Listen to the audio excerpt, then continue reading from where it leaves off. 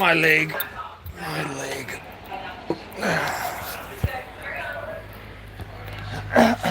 I know we're good. Goddamn, fucking you slutty ass hoe.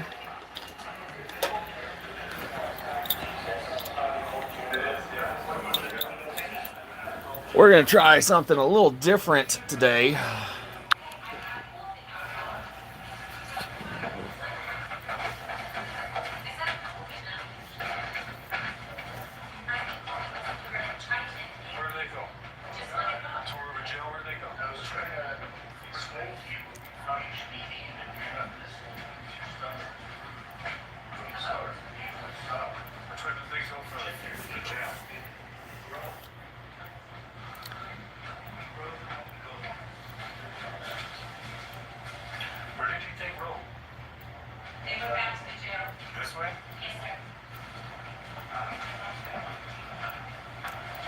Meta.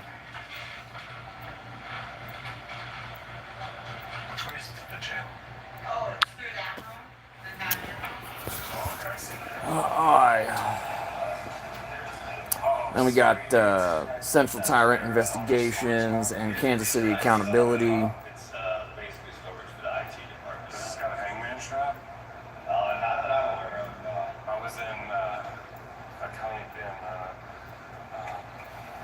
Oh, yeah. When the administrator's office, they got something like this, a little older even looking, and they had a drop where it most likely rained from it. There was a stain on the floor. Like, is there a stain on the floor? So like, no. That was no. Like, there was a search on there, just like, don't come in here with cameras.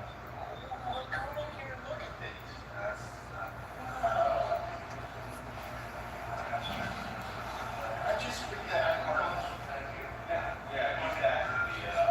Yeah. I look at that face. Alright.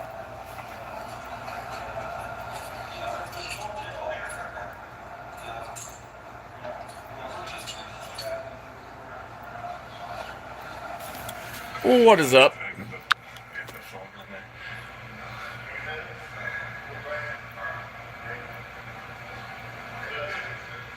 looks like there's a whole stairwell missing. The whole top row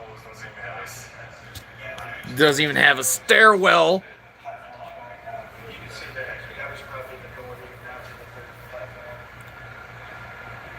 This is cool. What's up, Prettifo? What's up, everyone? Just welcoming you all. I am the Immortal Tank. We are watching Auditing Erie County right now, the latest one from this morning.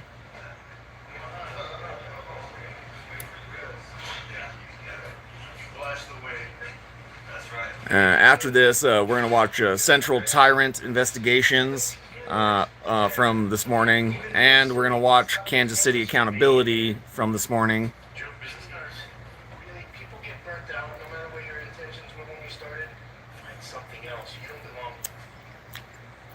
Yeah, they always say that.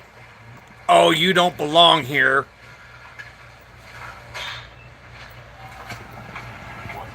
She just stayed in that office and minded her business.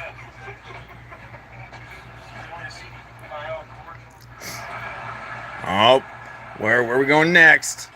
I can't read that, so you gotta say it. You gotta say it. Fucking Auditing Erie County.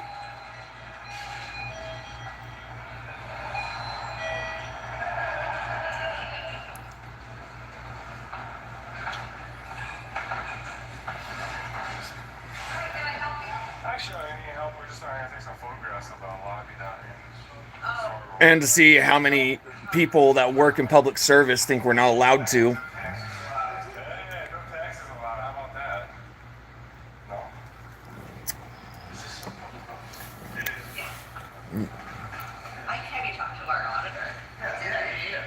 Our auditor. See, that's what they're going to end up doing. They're going to end up hiring their own auditors that go around and say that everything is perfect. Everything is just fine.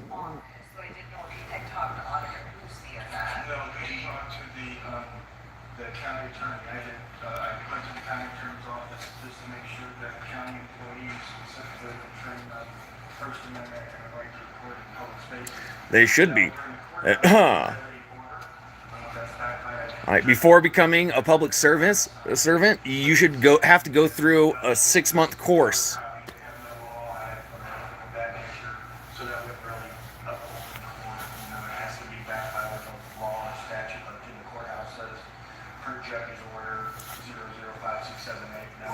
What's up, Nova? And like, we're gonna call you Trap. All right. Or no, it says Tap. So no, I'm still gonna call you Trap. Oh.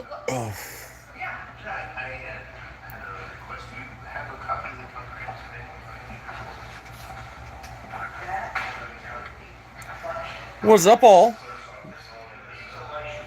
We're just watching Auditing Erie County.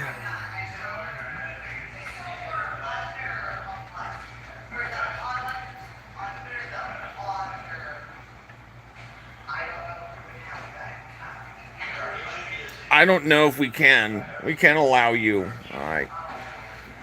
Of course you can.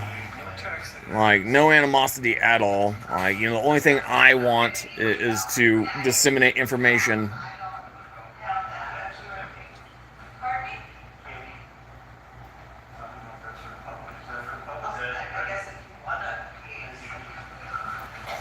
Oh my goodness. She's like, oh, well, if you want a piece, I guess you can.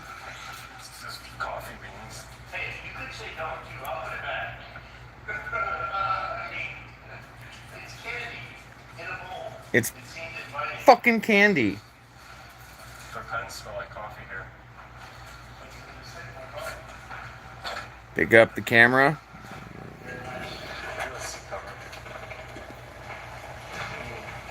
Wow. Yeah, I put it a little higher up. Is that better?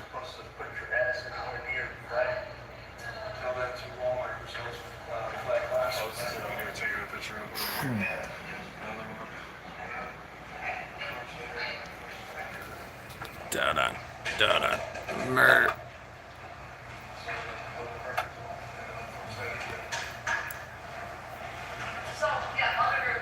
No photographs allowed in this office. That's bullshit. Put the camera in front of the TV. Yeah, well, unfortunately, my seat is like right here. But I suppose I can stand up on my fucking shitty leg. Is that nicer?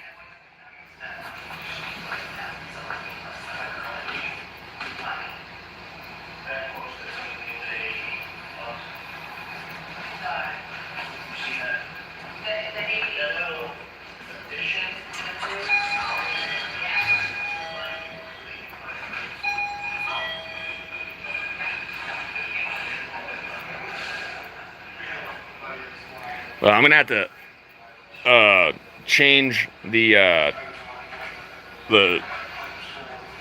YouTube whatnots at some point.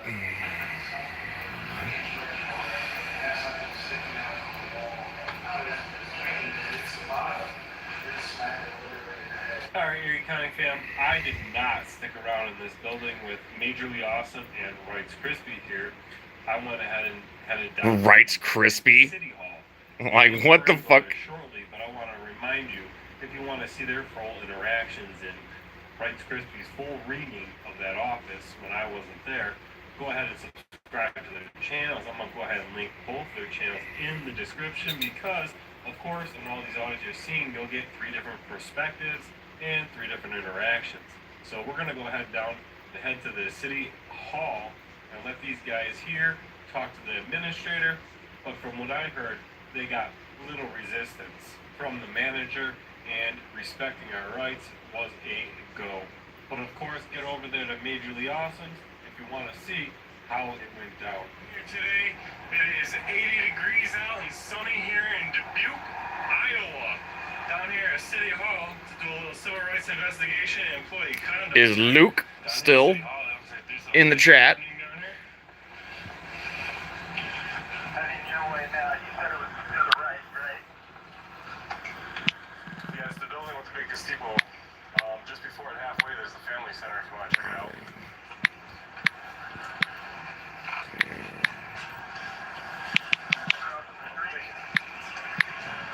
Yes, sir.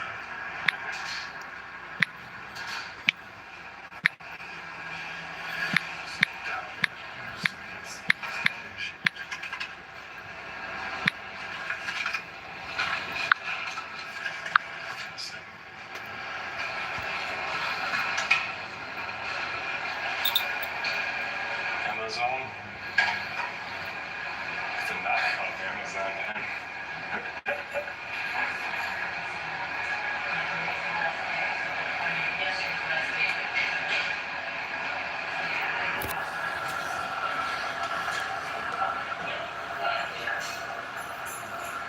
Oop.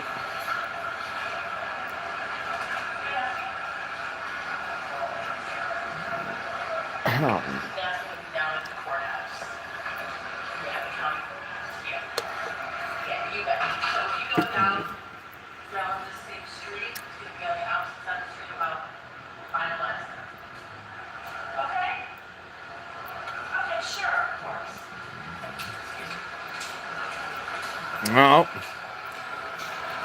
Well, there's no one in my chat now, so we'll go back to right there. I guess I can zoom in a little bit.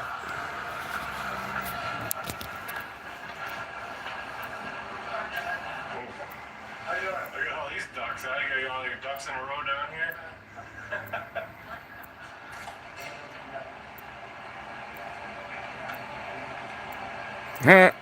All your ducks in a row. Holy shit.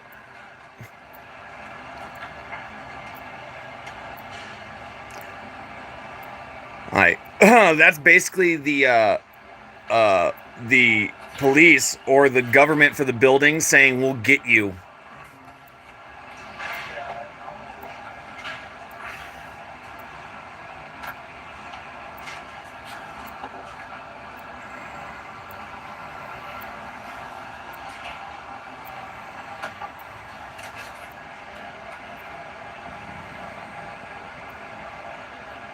Oh, super duck. Super fucking duck. Oh. I guess that was a good place to put the super duck.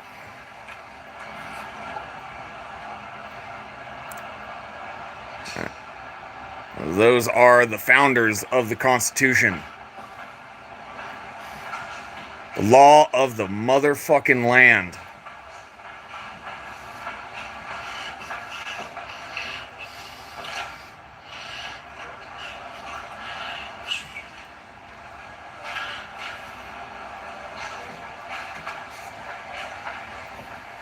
See, that's the thing that, a lot of public servants don't understand.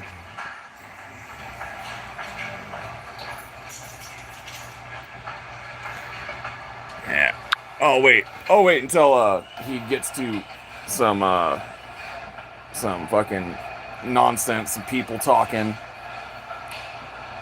But right now we're just walking around the city hall.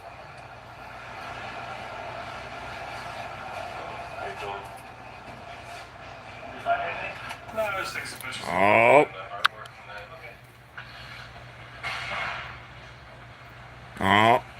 Oh, he didn't have much to say. Is your office down here? Yeah. What do you do down here? Communications? Communications director, so publications, websites, social media, videos. Do you guys have your own radio station or anything like that? Not a radio station, I have public access. Alright. Operate the two cable systems we have in town. Nice. I'm from New York, and very, very, very few towns have their own communications department like that, so it's very, I think maybe I've run across it twice across the whole state. Okay. That's in New York? Yeah, in New York. Okay. I go all over the country, look at different public buildings and check them out, talk to some people, and get some public information. But it's not something. Publications too,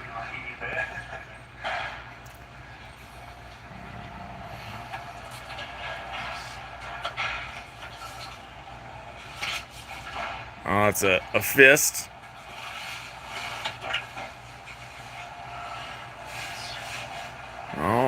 Oh my God! A pencil sharpener, a motherfucking pencil sharpener. I like that. I like the fact that they still have a pencil sharpener. It's very good. Like just to be like, just so I'm not misunderstood. It's good that they have a pencil sharpener.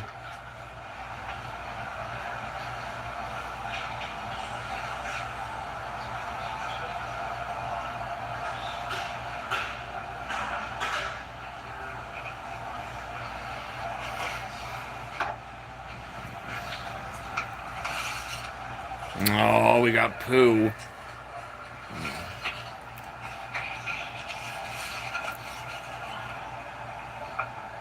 Just in case none of you know, Pooh is my rooster. And actually, I have two roosters now, Nerona and Pooh.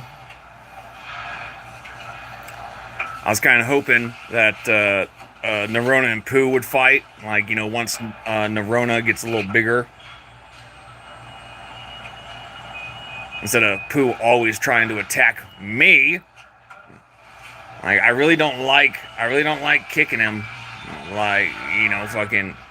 That's why I got a stick nowadays, and like, you know, if he starts to bow up on me, then I just dud. I just give him a little tap in the head, and he usually stops after that. He generally stops after that. Yeah, he knows I'm talking about him.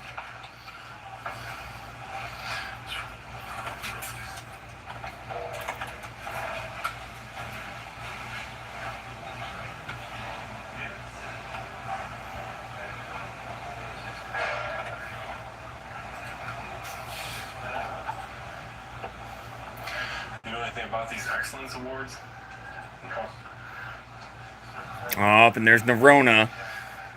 He's still got a little pussy caw.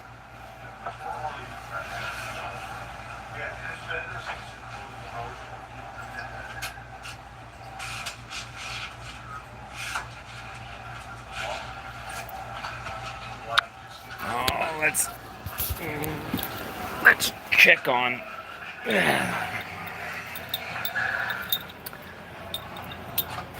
Check on these little monsters real quick.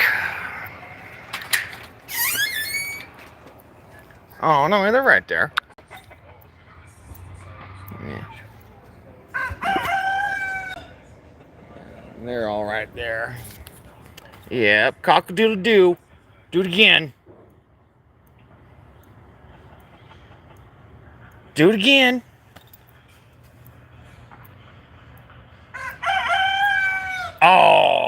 Oh yeah, that's beautiful.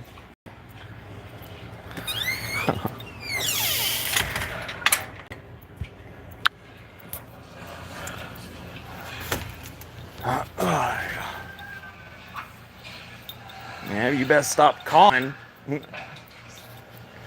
You're gonna get checked by Pooh here pretty quick. You're doing some pictures of City Hall actually when you have those and there's screenshots of the office and stuff down here. Yeah, they're calling together. Yeah, I won't go to the private areas. I'll stay up here. Sure.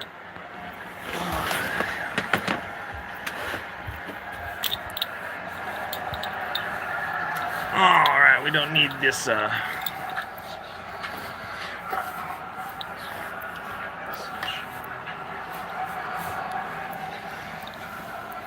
yeah. I need this on because it is daytime.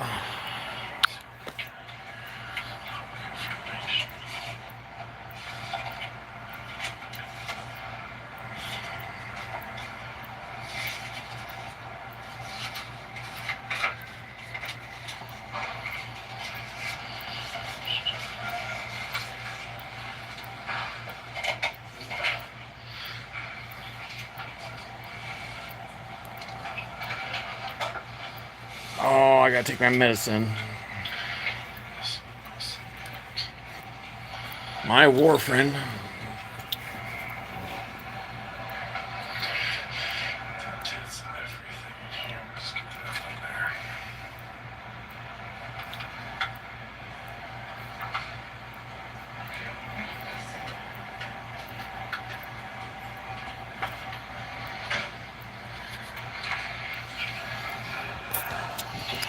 Oh, see, we're just walking through the offices now, making sure the fucking fire hose is up to date. Cool, actually. I don't think we can get up to the third floor. I think the third floor is off limits, but yeah, that's for this whole place. I don't think the third floor is a floor we can get to. Yeah. Everybody here is really nice. Very nice.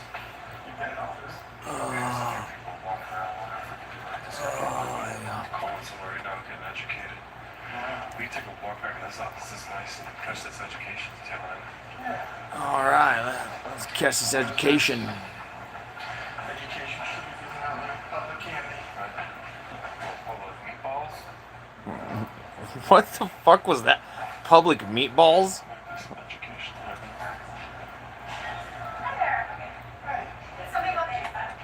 No, I just walked in. My colleague was here earlier, but I didn't know. Can I use the bowl and get some meatballs? Bring anything for the potluck? Oh, it's the potluck. We'll be back. I love meatballs.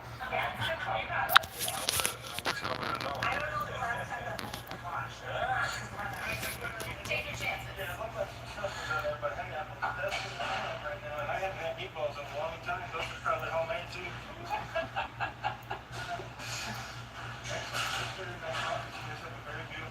How many churches do you guys have in town? Do you know? I noticed a lot. I noticed a lot. Well, my wife's from Fort Wayne, Indiana, and they have a church on every corner there. So it's one of the most churchy cities I've ever seen. But this has a lot of churches here. Yeah. You know, Indiana, Bible Belt, I'm sure this is pretty much considered Bible Belt as well. Yep. Absolutely. I'm from Buffalo, New York. We got a lot of churches too. So Oh yeah, I'm pretty positive. But I celebrate salad or salad. Like, so I'll call you salad from Hungary. How's life going in Hungary? Is everything actually as bad as everyone says it is? I know Hungary, it hasn't really been in the news, but how is life in Hungary? That was what I was trying to say.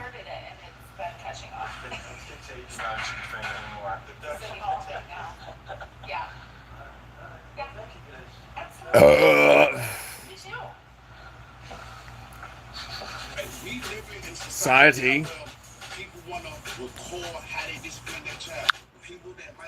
All right, now we need to go to Central Tyrant Agency. So hold on, I'll be back in just a moment. Just a moment. Let's see what happens in Central Tyrant investigations for today. Oh, somebody creeping out. There's somebody creeping out. Oh no. Oh noes.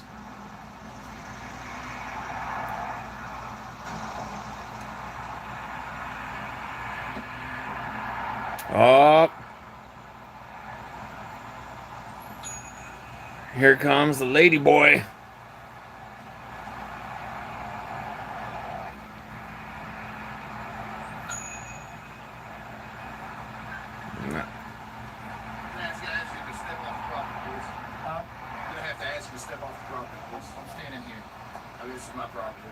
No, it's not. It's not your fucking property. Why are you gonna come just approach me like that? Just because you're facing my property. So? I'm asking you nicely to step off my property. Yeah, I'm not gonna step off your fucking property. I'm not trying to be confrontational. Well, why would I have to move? It's on my property. No, I'm not. You are. No, not. This is my property. I take care of both. Okay. All right, you're standing on a manhole. You're right. Correct. I apologize. I didn't see that. I apologize, really. This is my property. Everything else up to this point is my property, so I apologize. But, okay. The public has to have somewhere to walk though, right? So all this is public easement. Okay. All the way up, all the way down. Okay. Just because you maintain it doesn't mean it's yours. I get it. I get what you say.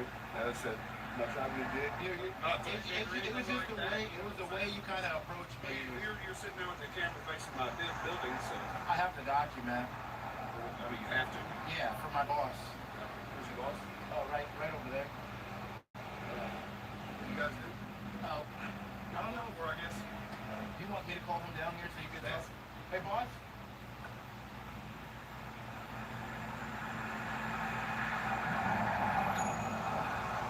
Simply ask. I gotta get her real quick. You don't have to. No, I have to. Choosing to. I have to. I gotta get my. There we go.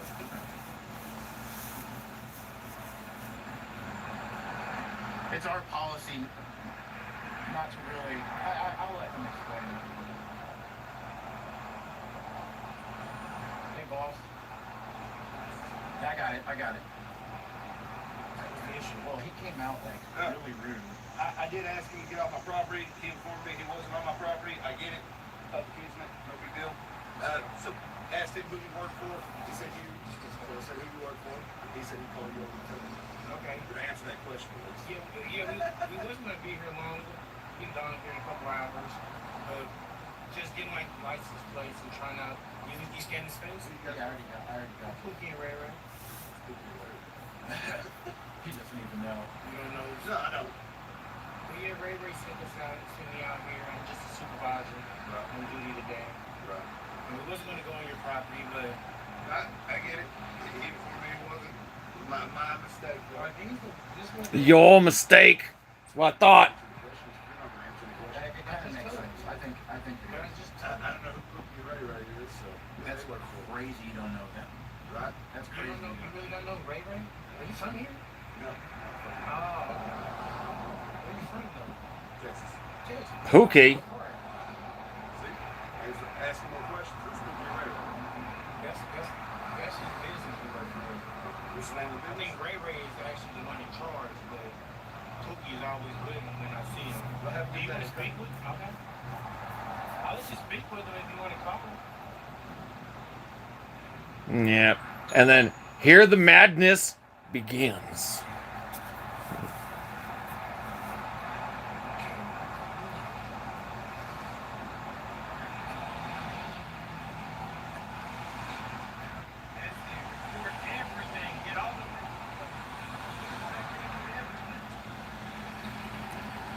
Oh, I thought that was a cat for a minute.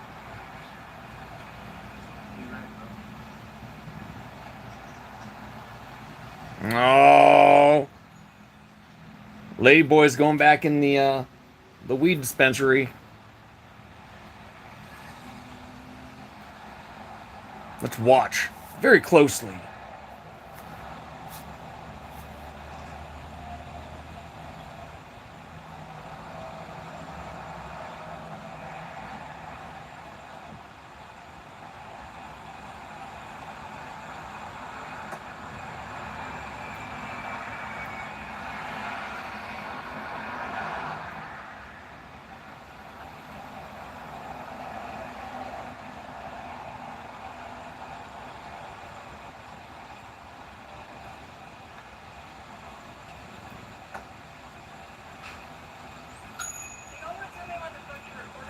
You're gonna tell me why you're gonna come out cussing at me? I can tell you. Okay, then tell me. Our boss was. Okay, well, why do you leave my car over here?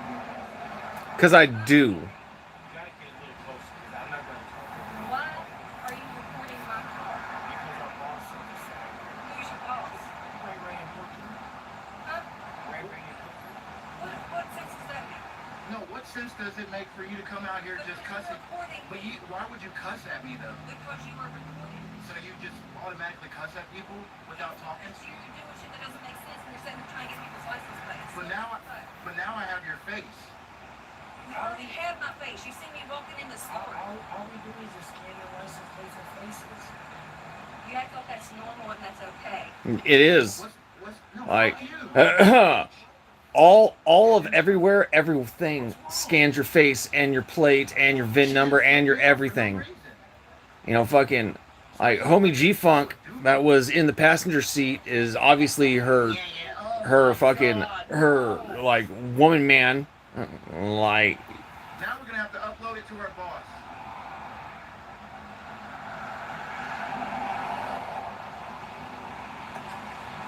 yeah, silly white and black hat. Never understand it. He was cool. All right.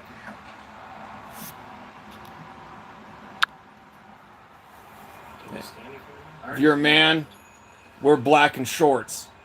It's the only thing you need. Get that right there. Be a man. Like that one I kind of fucked up.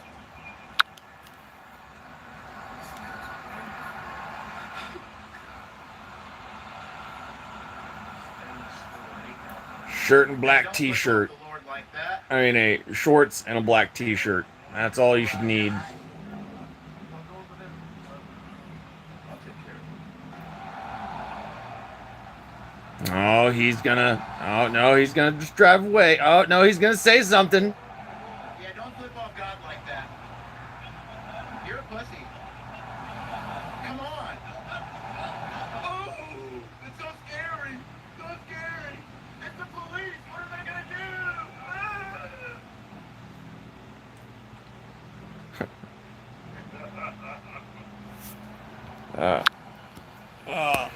I imagine, like, you know, fucking. I'll get back there if anything interesting happens. Oh, I.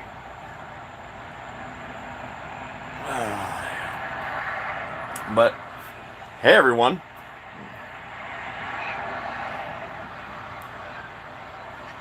Yeah, get the fuck off. Get the fuck away. There we go. We appreciate you, man. Thank you. You're doing what I'm doing now. Yeah, you're doing what I'm doing now, but you're doing it on the property. Right. Second? What's that? Is that what y'all do? I don't even know what you're talking about. What is that? Second is like weapons, right? Yes. It is. I think. What's this? The Second Amendment is like. I'm not pointing. I'm not shooting anybody. Yeah, but I just have a camera. And the camera does a lot more damage. Actually, it doesn't. Because, you know, if you get shot in the heart, you're dead. Like, you know, fucking. But if you got a camera on you, it may ruin your life.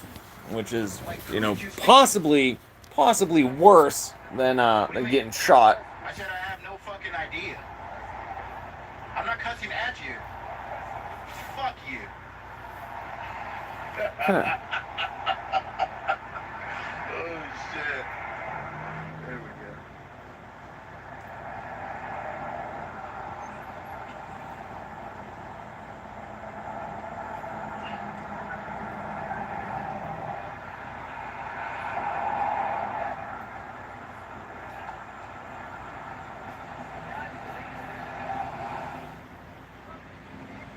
go. Nah, fuck you, bitch. I love how nice and friendly people are.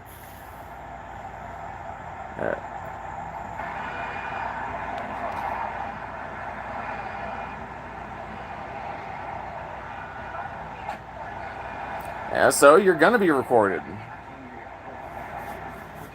are we being recorded? I'm just getting everybody's like license plates and doing like facial recognition and stuff. What? Okay. What? Okay. Is everything okay? Like, what do you mean? Like, is everything okay? Are you allowed to go in there? You're allowed to go in there. Yeah, I just have to upload these images and that's it.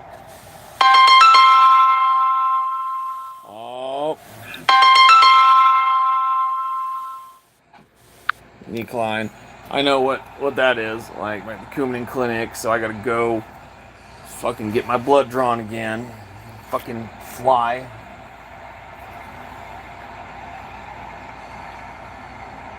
Change of heart? Yeah, it's because she probably has a job where she can't smoke weed, and if her face was on camera going into the weed store, it'd be hard to say that she doesn't smoke.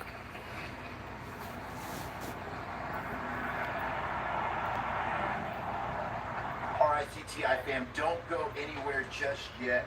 I do want to give you Oh. a quick update about Oh, okay. I thought that he was happened gonna. January 8th of 2026, I believe.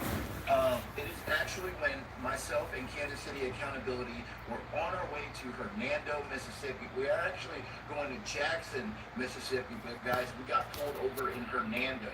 Our rights got violated. Fourth Amendment, guys, 14th Amendment, all that got violated. So we have filed a demand letter, guys. We sent Hernando, Mississippi a demand letter. I'm not going to go in depth of that. Maybe I will do that on another live. But guys, they have responded to our demand letter, the liability claims department for the police department. So I should be, I actually did an interview with the liability claims officer yesterday, guys. Had to give my side of the story. We do have video evidence of what happened. And also the video is on here for you guys as well. So I actually am probably going to drop a clip into the video right now so that you guys can see exactly what happened, and so you guys don't really have to scroll. But the full video link will be in the description, in the comment section of this video. Oh. So, all right, guys. I guess I'll have to go and check that out later. And just know we are getting places, guys. We are doing a little bit of stuff behind the scenes as well. So I appreciate you guys. I love you guys. Until next time, here's the clip. Deuces. But we don't answer questions.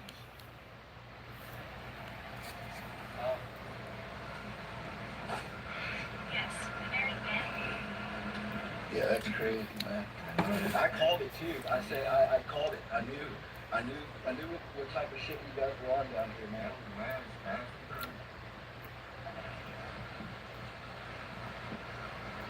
What up, yeah.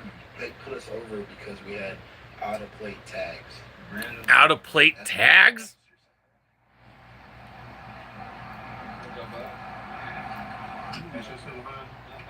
No, I ain't gonna know.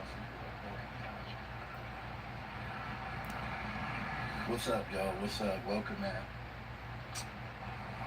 They said the reason for the stop was because of the temp tags. Temp tags. Like, the temp tag shouldn't mean shit. I'm like, Hey, you need to go live too. I'm like, well, we over. Go live. What's good, y'all? Bro, look at this. Look at this shit. Look at this shit.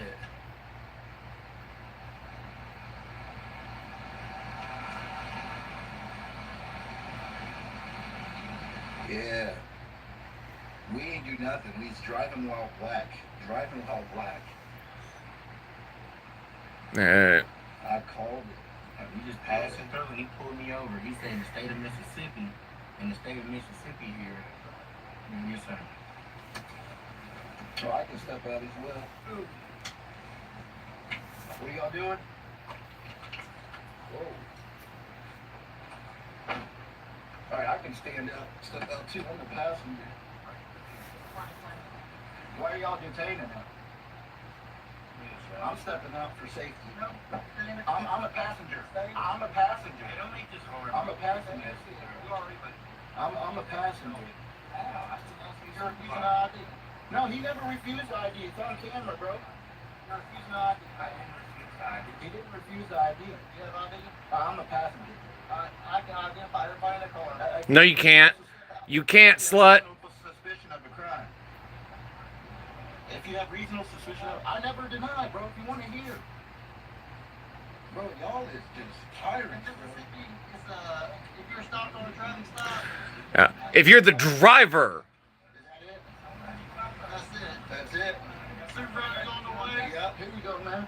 I'm stepping out though for safety. Dude, I got your ID. Hey, crazy, bro. This is crazy. They got PCA in handcuffs. This. Sorry, That's David Sergeant. He no military shit. Okay. Since when can you not? Well, this is driving while black. What? We got pulled over for out-of-state temp tags. And That's not a reason for a stop. Mississippi. That is not a reason for a stop. So you telling me you can't travel the country with temp tags, with a temp tag on a new vehicle? So what's the reason for the stop? Are you the driver? That's what they said. That's what they came up and said to me. What is the reason for the stop? No, I'm a passenger. So what is it? But I'm still in the car, so I ought to know what the reason. But the officer already told us in the state of Mississippi. Yeah. I don't know. No. I'm referring to the car as a whole. I'm referring to the car as a whole, and my buddy who just got pulled out of the car for out-of-state temp tags. I'm not gonna No, entertain you're not going to entertain shit. By that. you're a passenger. Yes, I'm asking. So, passenger, I have a right to get out of the vehicle as well. Not right now. Why not? But with who? Who's the fast traffic stop with? Ah, so I have the right to get out of the vehicle, Davis. Ooh, okay. And do I have to identify myself as a passenger? So why did the other officer say I had to? Oh, boy, I just got y'all. Thank you, you are dismissed. I just got y'all. He just threatened me with an arrest if I didn't identify myself as a passenger. And I told him I didn't have the ID as a passenger. And that was the officer with the shade right there. I just got y'all, bro. Thank you, that's enough. Yeah. Right back ain't cheating. So today we're just walking down the sidewalk, keeping everyone honest, making sure that they do honor and respect our rights to record in public peacefully.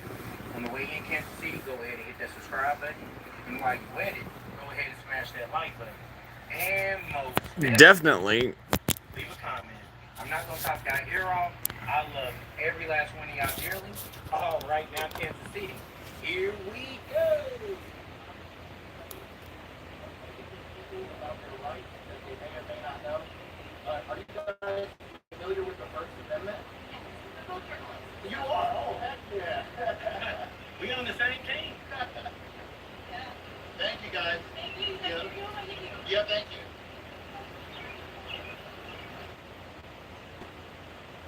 Dun dun dun dun dun dun dun dun.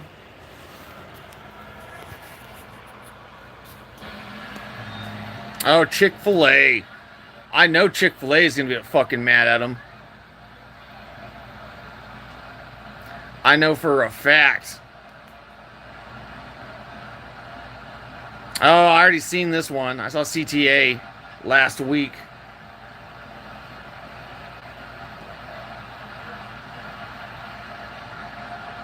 Yeah, I already seen this one. I already seen this one, so I'm gonna pick something else to watch.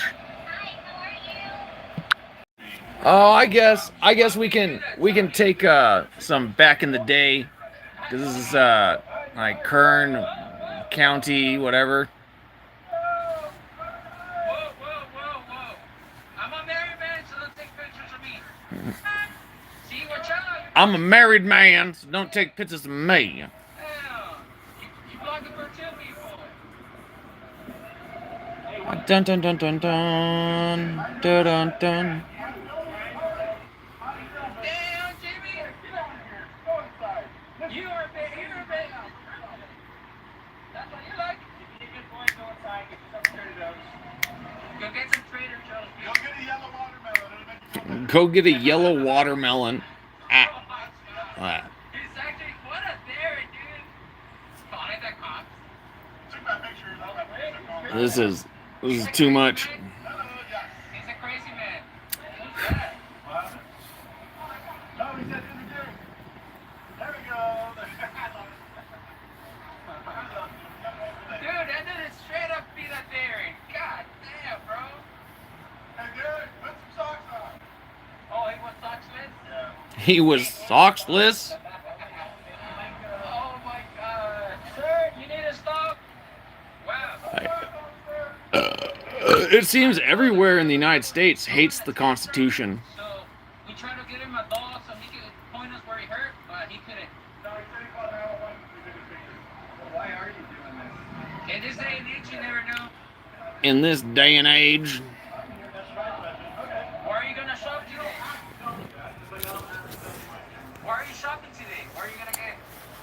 And that's what you're trying to do? Mhm. There's this Gary there is trying to educate you. Go back inside. You get a $5 discount. No, you're not. No, You give to us. we're not in your business. No. Wow. Why you bring that up?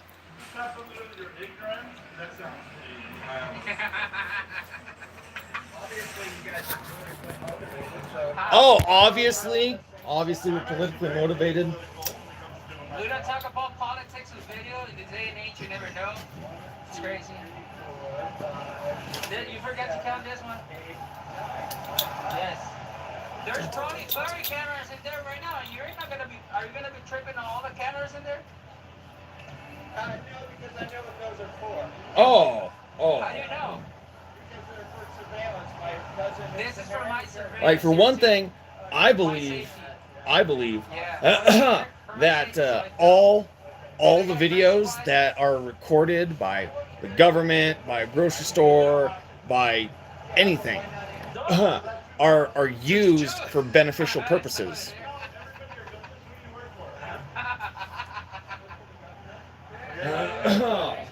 You can't tell me Yeah.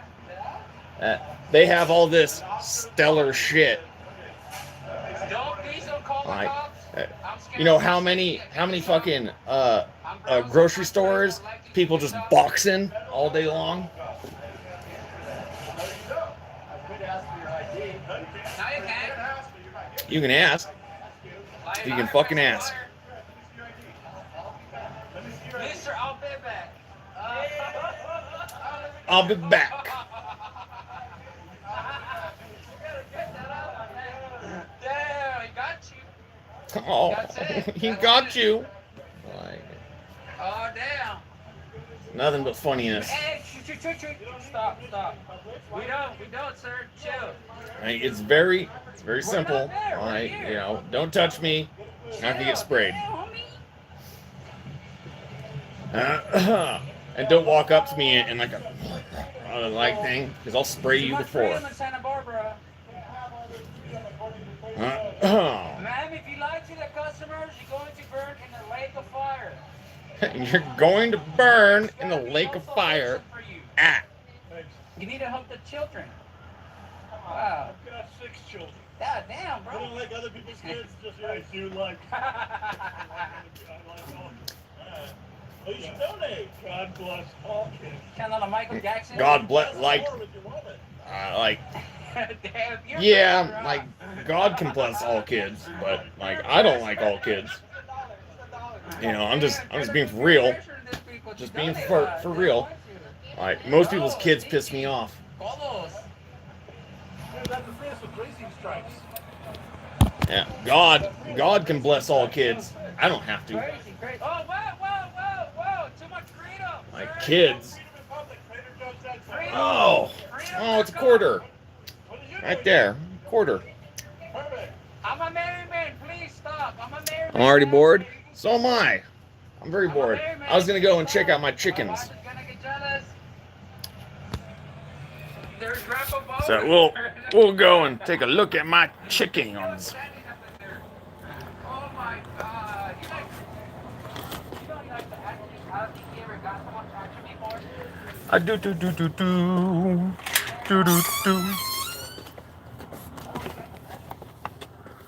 Oh, where'd they go? Dun.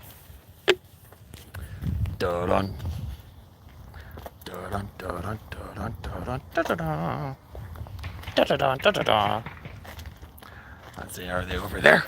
Yeah, there they are.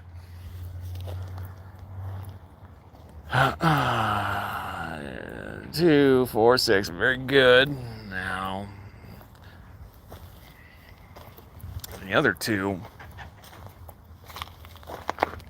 Fine, you can be on camera a little bit more.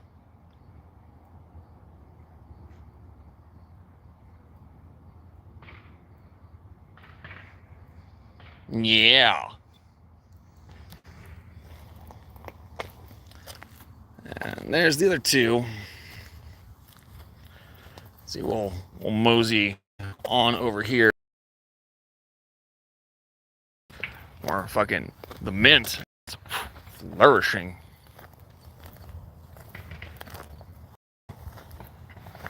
Yeah, all that shit I pulled. Yeah, look at this. This is excellent fucking mint.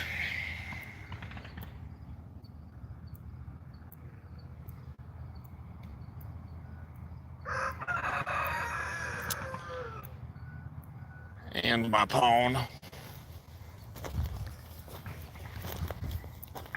And let's toss on the water.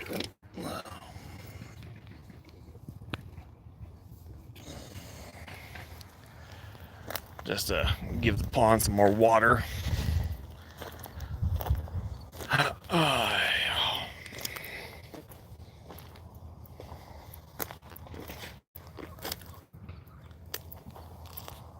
Oh, they're all rolling over here.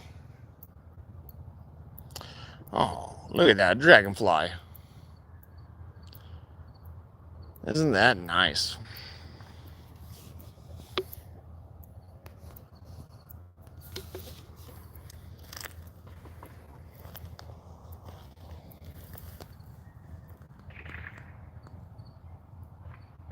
Yeah, that's a nice dragonfly.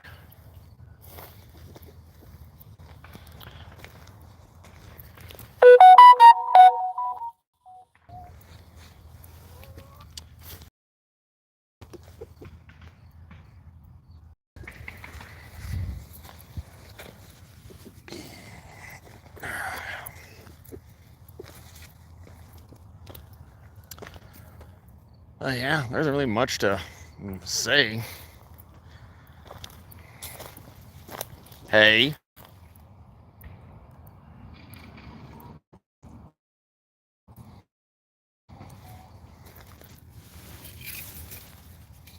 Yeah. Pick up a stick. See.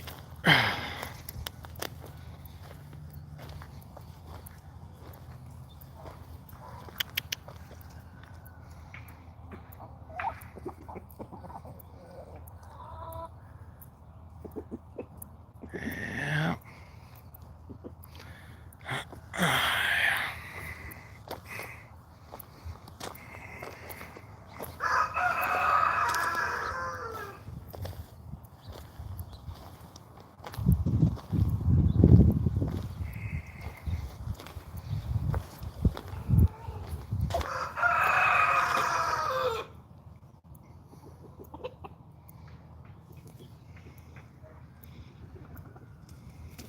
No.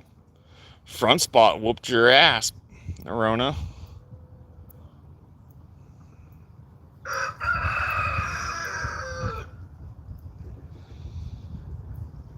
God damn.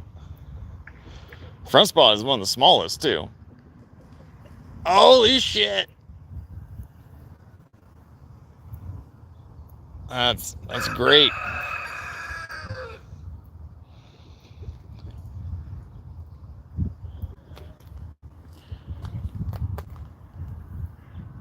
Oh, oh no, I guess my first cockfight, actually not my first cockfight, my first seeing two roosters fight, which actually is not the first time I would see a cockfight, but the first legitimately cockfight. It isn't today. It isn't fucking today.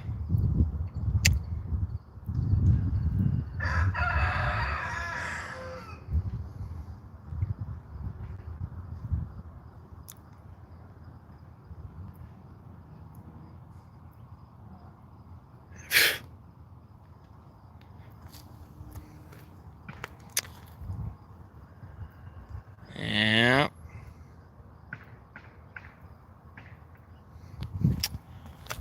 Oh, well.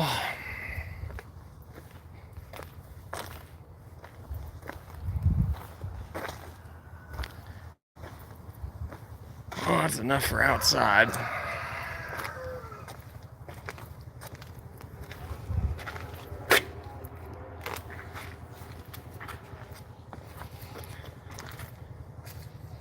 There, put that in there.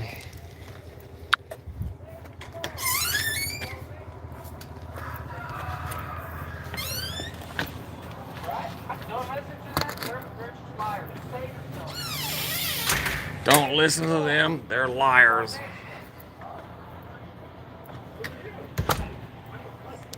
What's up, for real? They overcharged you. Oh, Got yeah. the flasher shame. He even got the flasher shame on. You don't need that in the daylight. Just saying. Yeah. Oh, wow. So you're part of the corruption.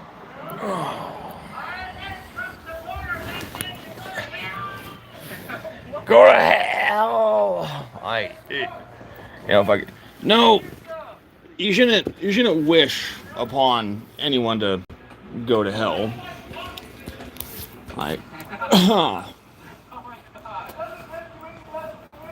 like, you know what? Trump should have, he should have actually released the Epstein files, fucking from everything I can gather, like, it's because he was in them, and that's probably the number one rule. I voted for the first time in 2004 because he fucking said he was going to release all the Epstein files, and sure as shit, like he lied. He lied like a motherfucker.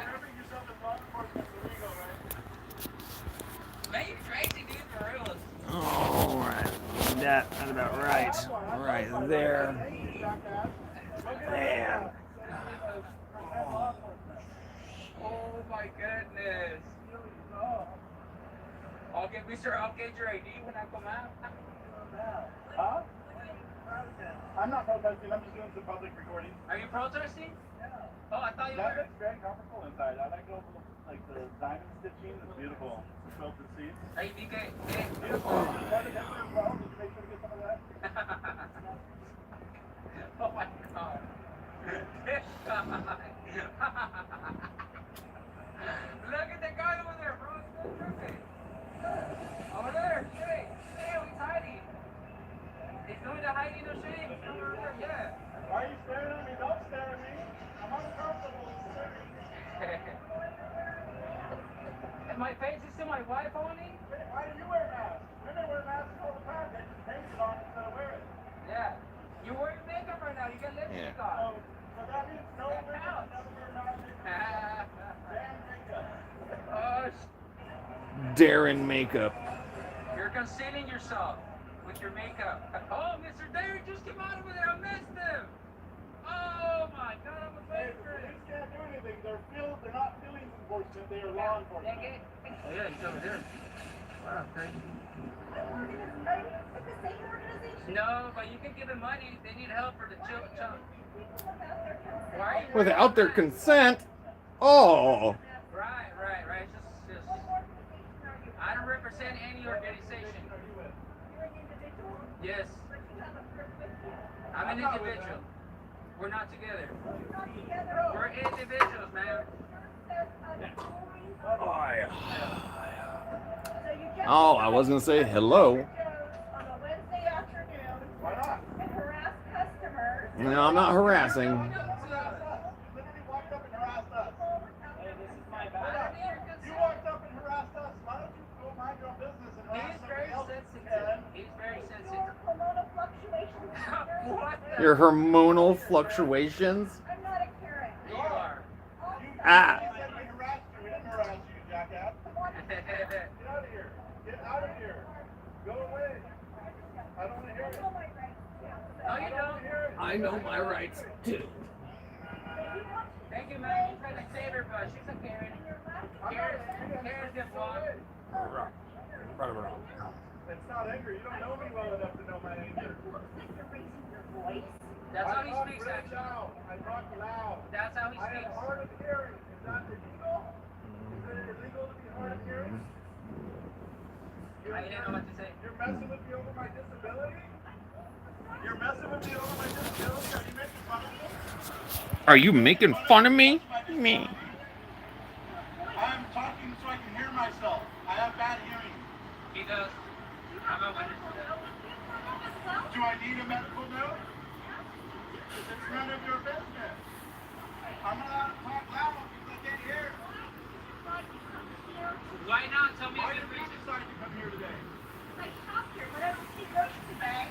I don't see you. You don't have anything. Stand on the sidewalk? Are you coming in or coming out?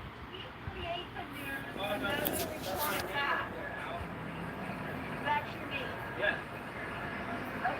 Mr. Abebek. Why are you harassing me?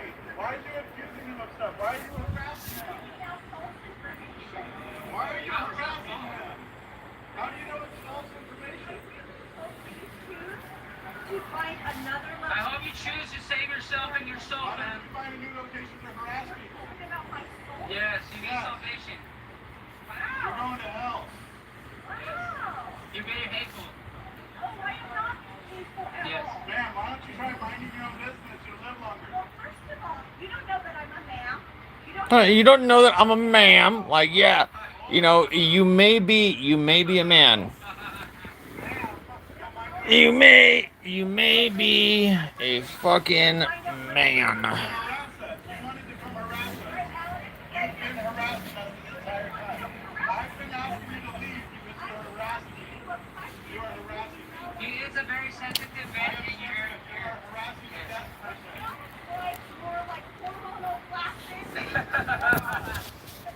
Oh my God. See those titties up on her chest.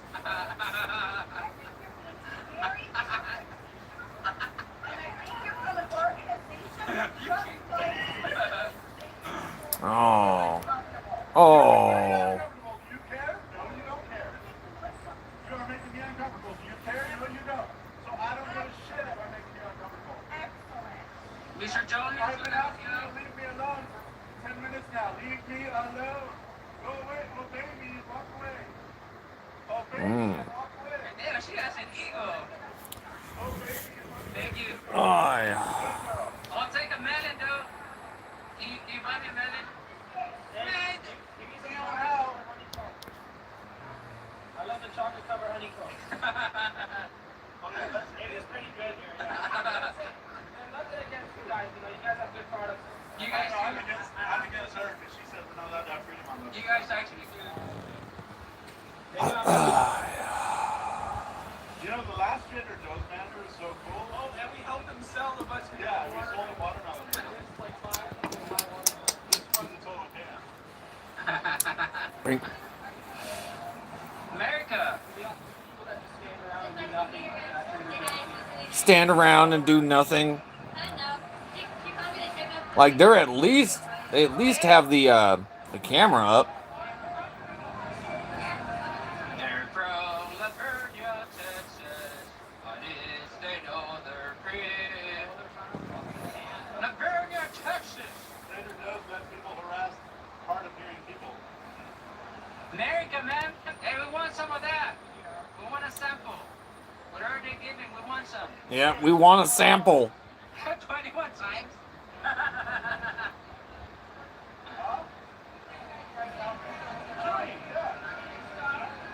You are the star of the day, man. Yep, star of the day.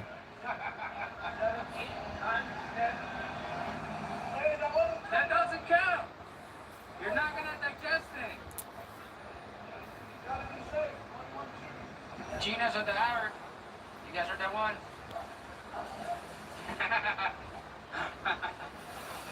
Alright, well, I guess that's it. Casey Camera Boy. Chun chun chun chun.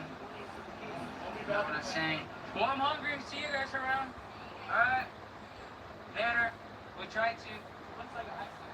Hold on, I don't have any ice. You want some ice? Are you trying to get like a cold drink? Hold on, I can't hear you. You want like a cold soda or something with some ice? You're asking for ice? I don't have any ice. You want a cold drink? One calling. Wait, you want a drink? Drink or something you're asking for? You know that's not what I'm asking for. I'm a protector of immigrants. Oh! Oh my goodness. Like, you're a protector of illegal immigrants? You know, I definitely feel bad. I would love for you to take me down. And well, he also. I'm a married man. Here's the thing. His wife doesn't let other women see his face, so she needs the crap. If I show you my sis bag, you see all the bruises right here. Now, what does your shirt say? Iron Man or Iron Dan? Lord, yeah. Lord, yeah, Gina. Can I get excited now?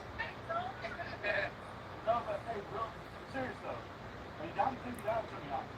Yes, I will take you down if you're nice. Thank God you're nice. No, we're not. They're not as nice. You're so nice. No, we're not. Have a good one, though. Bye. What? I'll take all. Damn. Funny. No, don't. I love you. I'm so sorry. People are tripping the fuck out. Ah, that one's done. All right, this is one of the greatest. Florida, at the J. Wayne Ritz Union. I'm standing out here at the early voting center for the Alachua County Supervisor of Elections. As you can see right here, the no solicitation sign is right here. There's kind of a perimeter right through here. So I'm going to make sure to stay outside of this no solicitation area. I'll stay out here on this designated free speech zone. Solicit prayers, passion, and goodwill for our homeless vets. Just like all these signs and stuff. Yeah. People that come out here to solicit votes for their candidates. I'm going to solicit goodwill, passion, prayers for the homeless vets. So, Yeah. let's hold this magic cardboard mirror up to society out here. Way to do it, Jeff. Way to fucking do it. Good morning. God bless homeless vets. Please pray for our homeless veterans.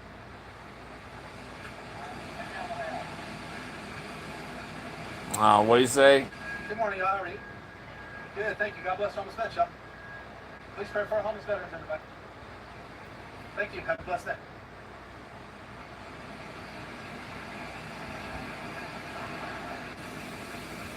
Good morning, folks. How are y'all? Please pray for our homeless veterans, everybody. God bless our homeless vets, y'all. Yep. God bless our homeless vets. I hold that in high regard. No, it's not. Right here, no solicitation beyond this point.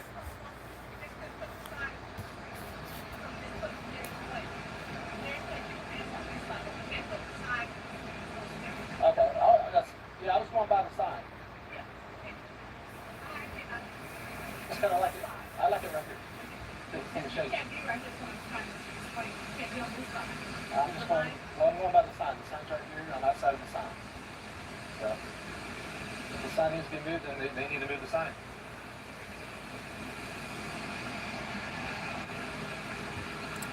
Oh, this one. I'm sorry, I can't hear what you're saying. This person. No. The thing is, we can't allow you to do this here. Yeah, well, it doesn't matter what you allow. Campaign. Well, outside the no solicitation zone. And the signs are right there. And we also all the way down here. So they have to be outside this area. No, it's not an area.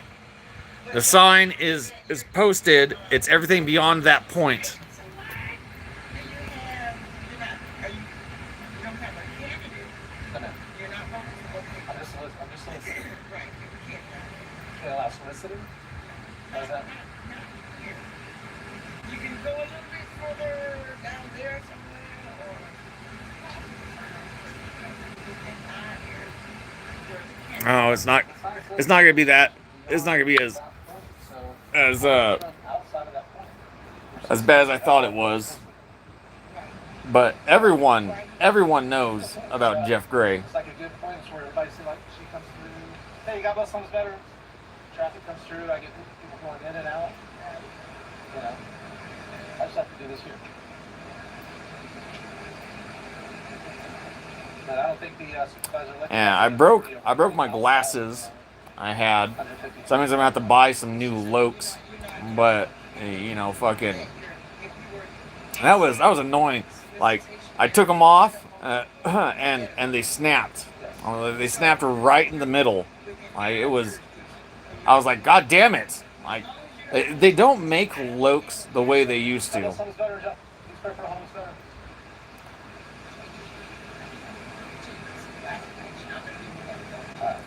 guys aren't calling the police or anything. You know, we do what we have to do. You do what you need to do. You need to call the supervisor to tell them that No, I don't. I don't.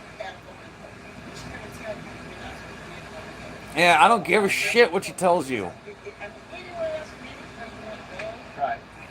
Just not at the voting poll. That's all I'm saying. The, She would tell you the same thing. Are you like a, do you work for the supervisor list? Okay, what do you do there with them? I'm a poll deputy. Oh, for them, okay. So my job is to tell you what we have been told. Okay, I'm hard of hearing, so let's have a little closer. Okay. I'm not. So, what's that? You understand what I'm told to do. Okay, what you told me It's to my job. Right. It's listeners. And you're not soliciting, but you're at a voting. The thing is you're at a voting poll. That's It doesn't matter. It does not fucking matter. Hey, welcome to the Immortal Tank. How was your day? What are you doing? I'm watching Jeff Gray. Like, oh,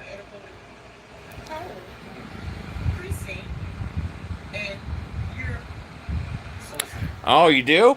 Hey, shoot a message on one of my shorts. I'll watch your videos. And I'm not going to say I will subscribe, but, you know, I will watch your videos.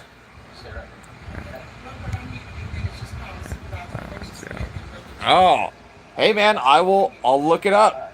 Like just shoot a message to one of my shorts, and so I can actually find your profile.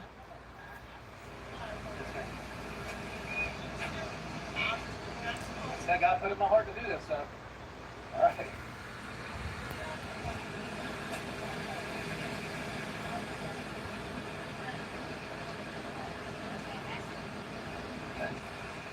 What's that? What's that? On X, bro, can you play Gabby 500 on YouTube? Is that a song? All right, well, there you have it, folks. Oh, well, it's over. So, Gabby 500. Like, I'll do it in a moment, right now. So, that's it. Gabby 150. Gabby 150. Is the right song, buddy?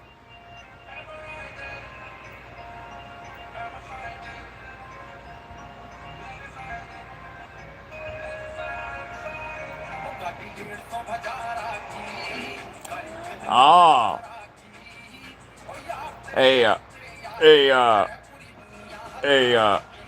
Iran.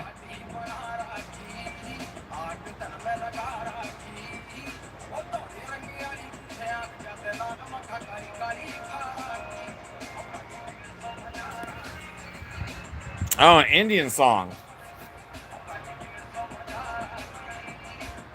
I wish I spoke Indian.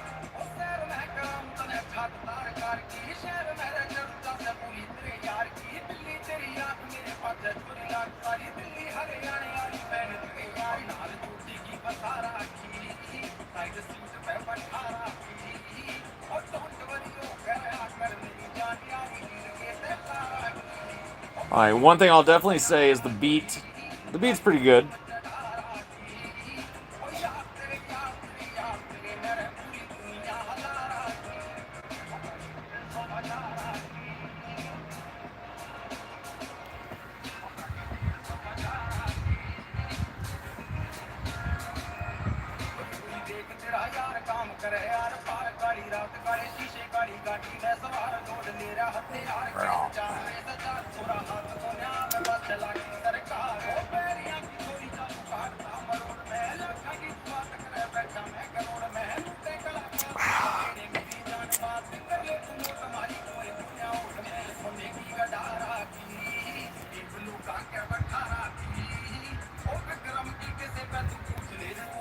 Oh yeah.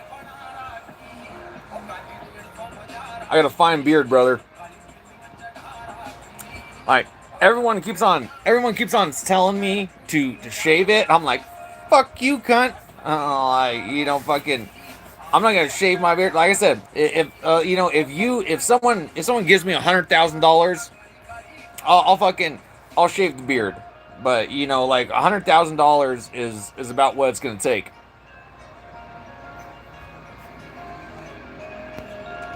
And I doubt that any of you on YouTube are gonna fucking fork out $100,000 to get me to shave my beard. But that's the point, right?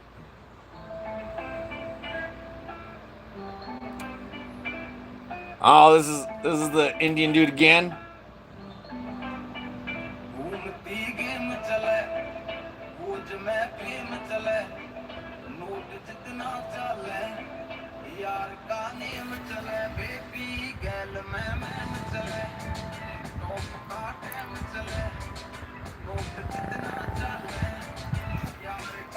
Oh yeah, it wouldn't matter. Like I would shave my beard and my head for $100,000, but like $100,000 is it. I said a million the first time that someone asked me to shave my beard, but I realized that that's just way too extravagant. Like so, I lowered it down to $100,000 because I can grow this bitch back in a year. But I like the beard.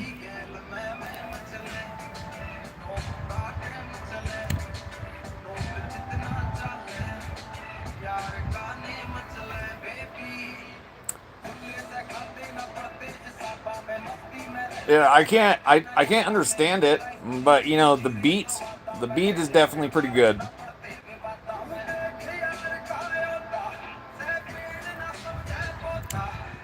Bird.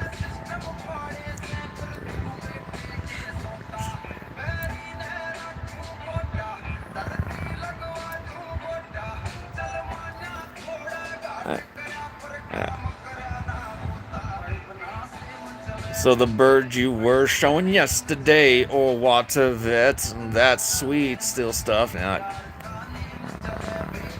You got farm?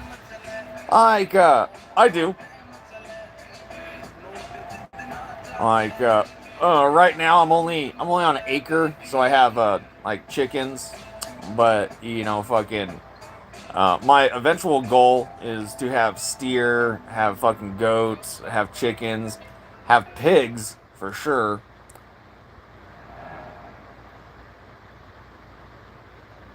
But that's within a matter of years, I guess. Like because I want to buy 100 acres and then build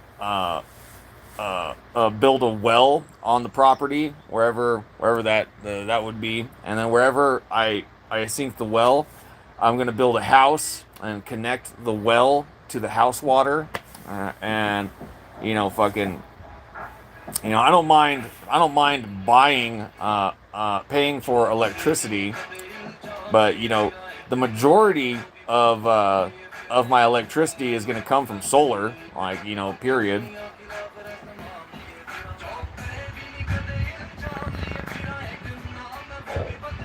Then 90 song.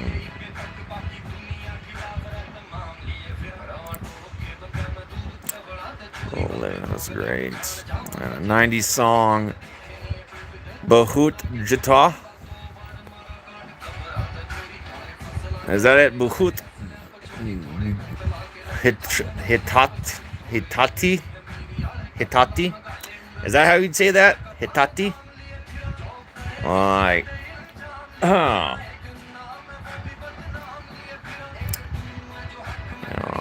I want to know you.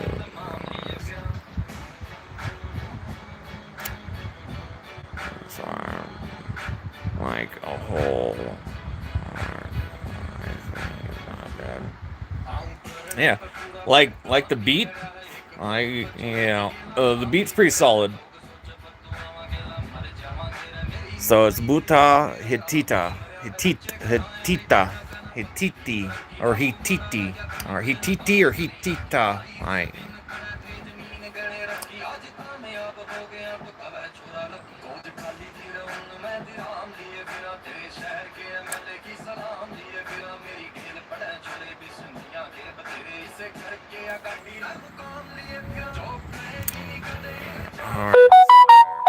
So, Buti, Hittita.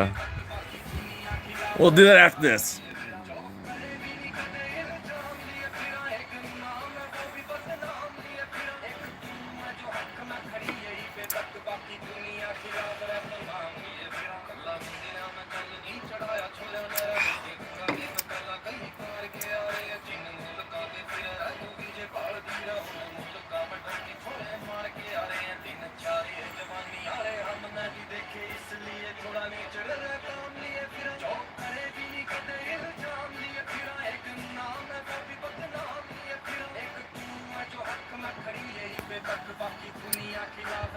Should play California Love. I'll play California Love. Here. So you said that. And buttered chicken. Haha.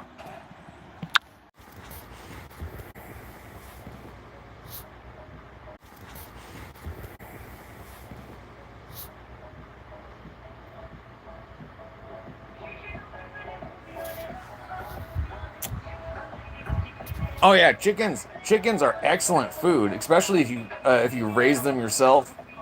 They're fucking good. Plus, the eggs alone, the eggs are fucking like they are so much better than the eggs you buy at the store. I don't know whether it's because they actually like grew them themselves, or I think it's because they're free range. Fucking they eat bugs, all the natural shit they would out in the acre, and I mean, it's perfect.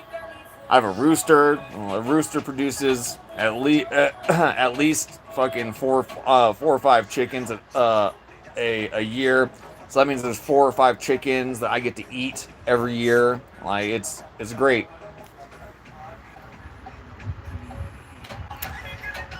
Butter chicken. I have had a lot of Indian food, but I haven't a buttered chicken. I've never tried. I never tried that. I think I'll try that tonight. I mean, I guess Cookie's gonna have to die today. Uh,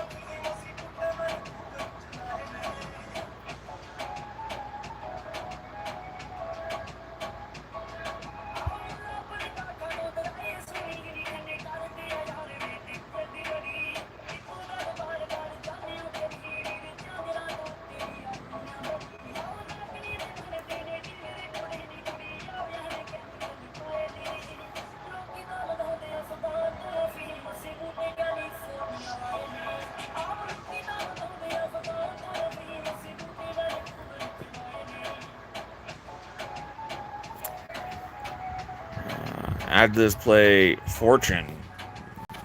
All right, we'll look at it. Yeah, hold on. What's it called? Oh, Fortune. All right. Is this it? Like, I'm pretty positive it is. There's a lot of Indian. There's a lot of Indian stuff that I actually like.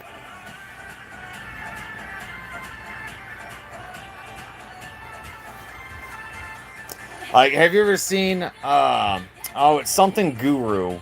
Um, oh shit. But you know, fucking my own things is when Shiva met me, she laid down.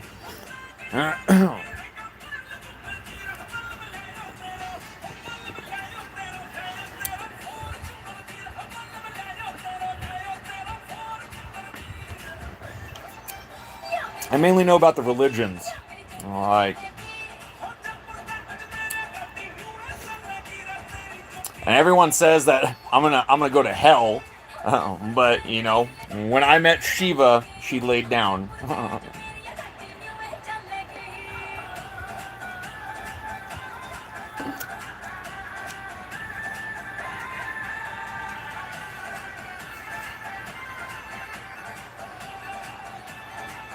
Are you the brother?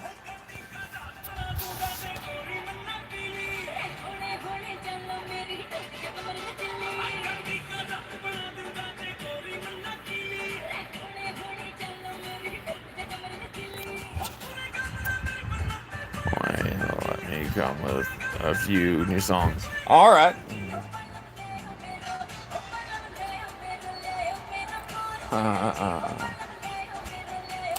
Yeah, India.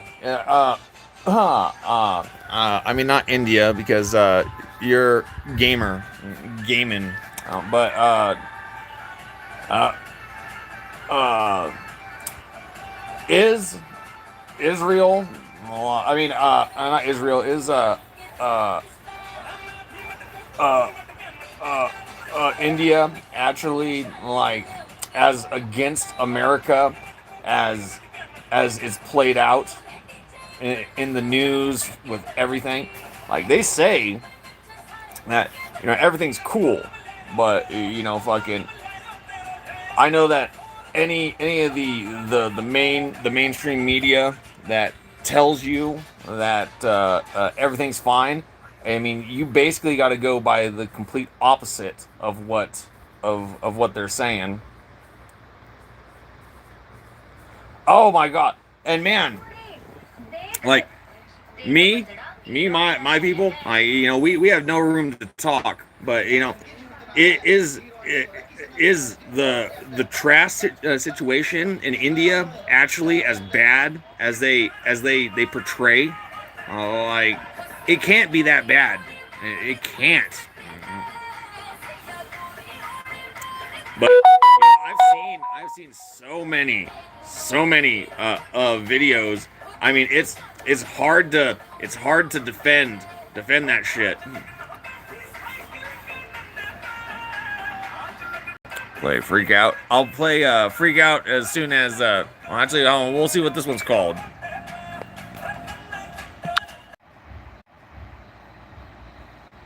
All right, we'll see. I think this is it. But yeah, man, honestly, uh is this a song? But honestly, brother, like it. Oh no, I don't think this is it. No, I don't think this is it. It's called freaked out, not freak out. All right, so here on, I'll be back.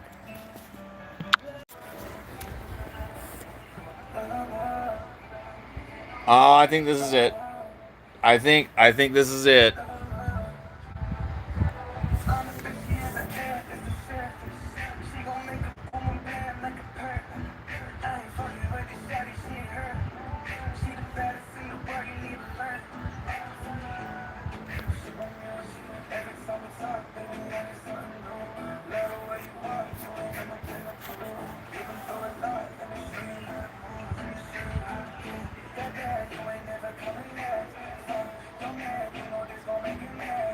Yeah, fuck your man. It's gonna make him mad.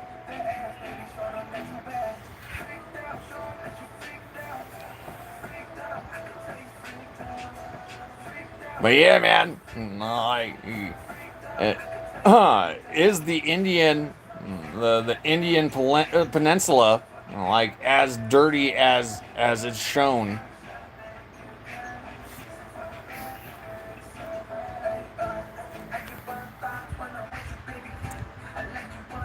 Espresso.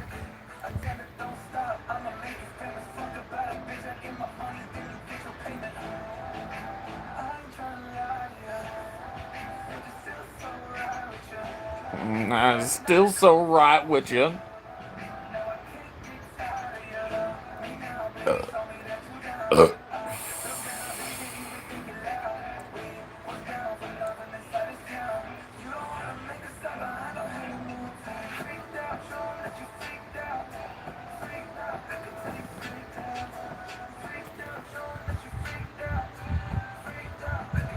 Yeah, I didn't think it was. AI and like fucking all the bullshit they can put on screens nowadays.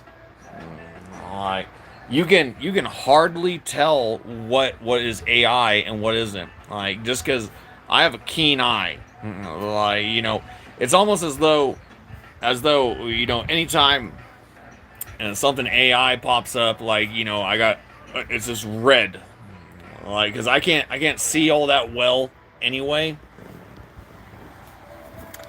But that's pretty much what it is. So what was it? Espresso by Sandra. I think I got the right song. Is this? I think I got the right song. Is this it?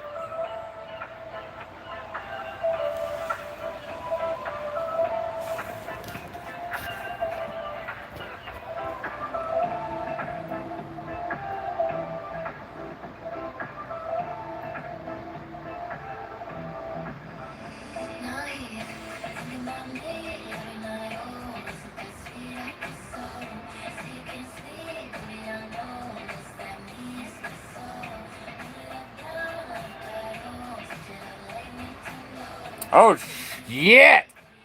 She fucking tossed his ass right off the boat.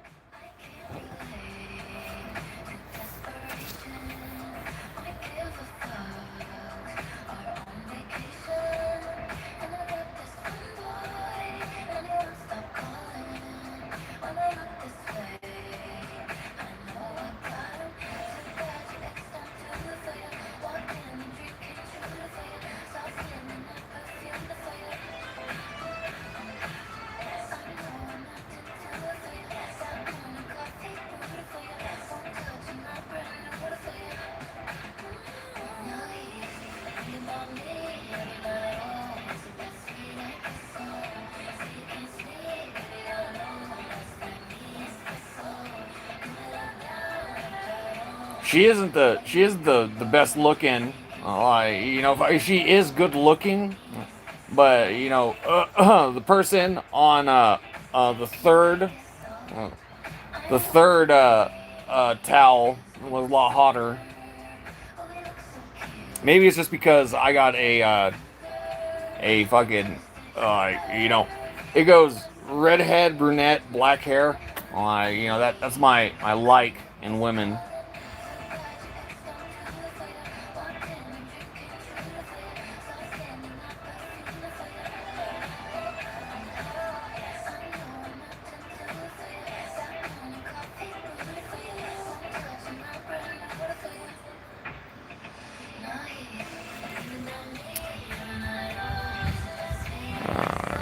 Can you do Michael Jackson? Yes, I can. I can do Michael Jackson. But fucking like the only thing that makes me think that Michael Jackson wasn't a pedophile was Snoop Dogg. Like fucking like which I understand. I fully fucking understand. Like everyone, no one knew Michael Like, fucking. But what I have to say, is, if you put a carnival in your backyard, like, what do you expect to your backyard? Like, children, children. Like, fucking. That's the only thing. Uh, fucking, whether or not he was actually guilty of pedophilia, like, it doesn't matter. Like, fucking, if I put a carnival in my backyard, then I would probably be fucking stripped down and hung from a tree. Right,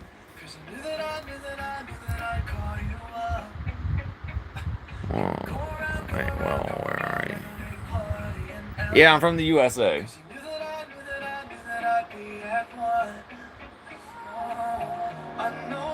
But honestly, like, fucking, if Michael really didn't want people to think that, he shouldn't have created a fucking backyard, like, carnival, like.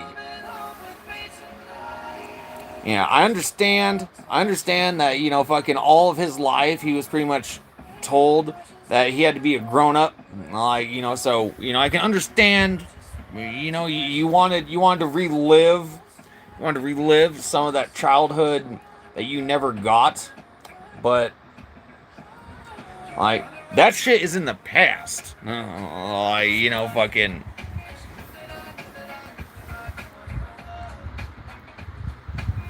Oh, it's called Addicted, I think.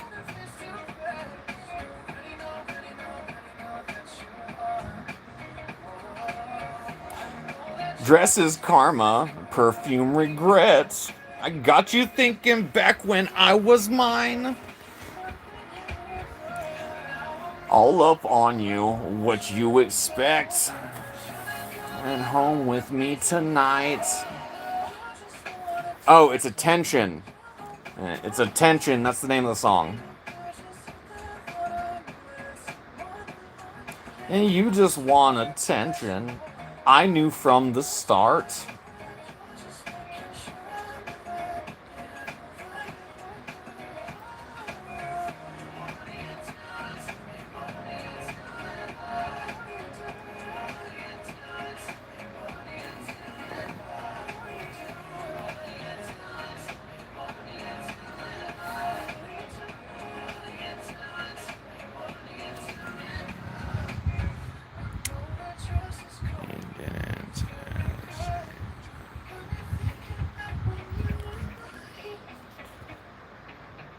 Yeah, like I said, like, if Michael Jackson, like, didn't want to be called a pedophile, like, well, like, he shouldn't have put a Candyland in his backyard.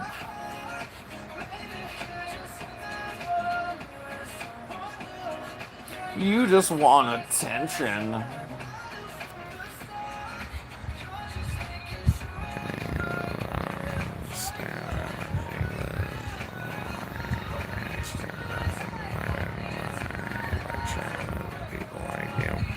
Oh, well, excellent. I charge a Steel Reserve an hour.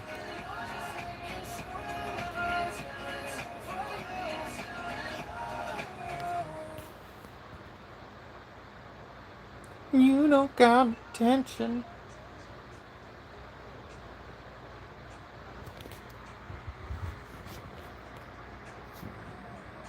Dun, dun, dun, dun, dun.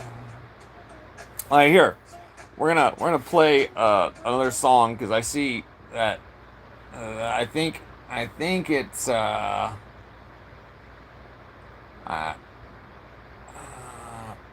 oh yeah, it definitely is. Let me go with this song.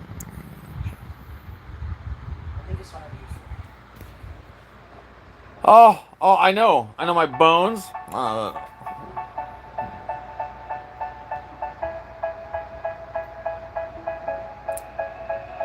They say, oh my God, I see the way you shine.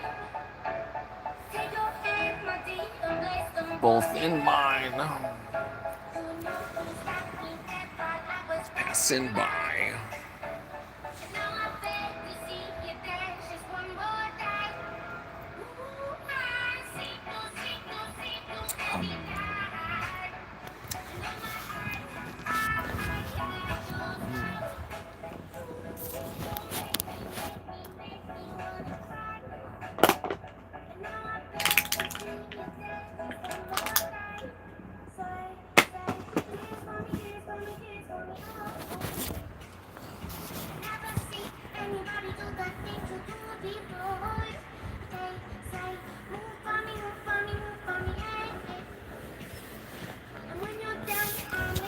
Do it all again.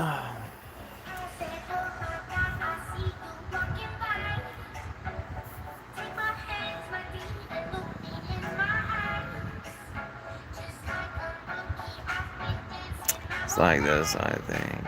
It's yeah. You believe in the whole reincarnation, right?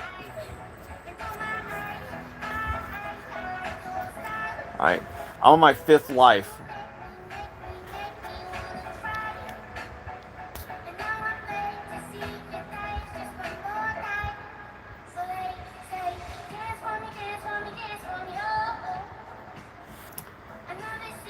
So, you know, if I go by all of your guys' aspects, then I mean, I only got like 2 more.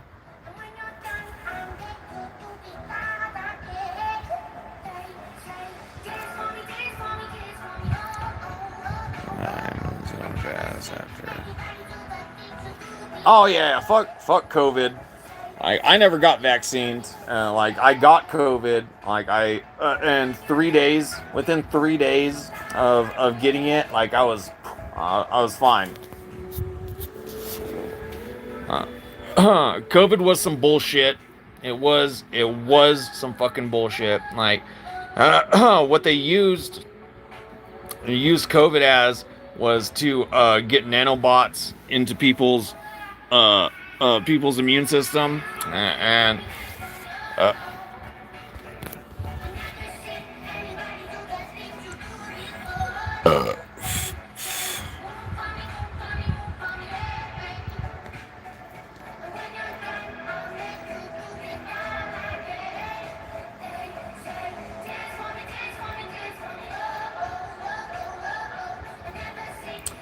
you know, fucking things went faster when I was young.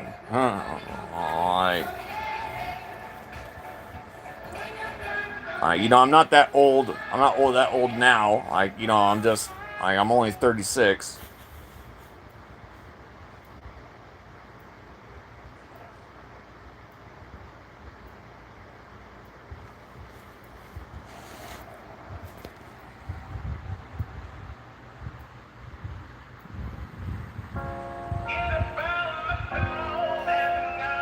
Yeah, I felt good after 3 days, man.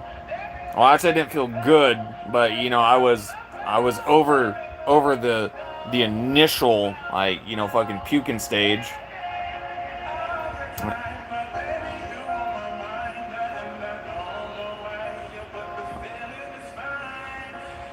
But yeah, like 3 days. That was all it is. Like, God bless ivermectin. That's what I have to say.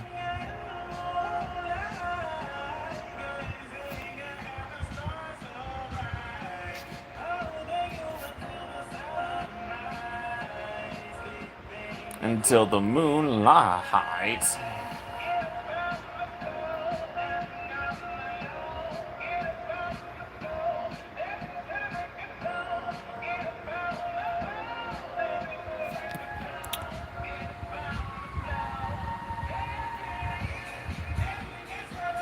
Yeah, man, that's why I never got vaccinated, man. Because the vaccine carried the infection. That's what happened.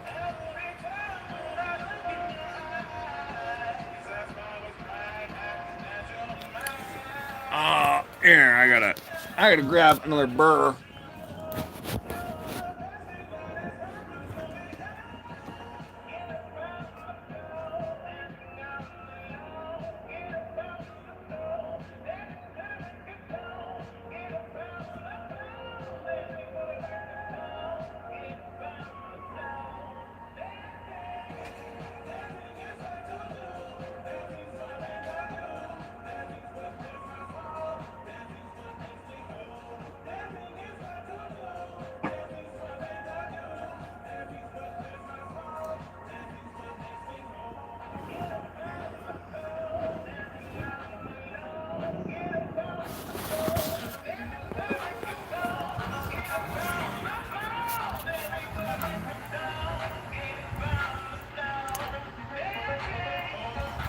Yeah.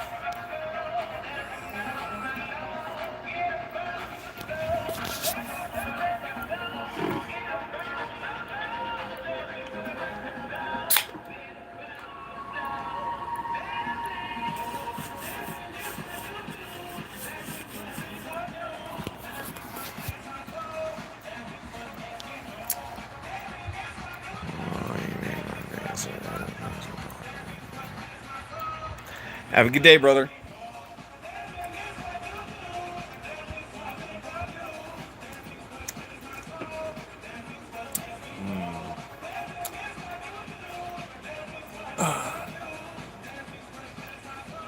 Dancing makes me move.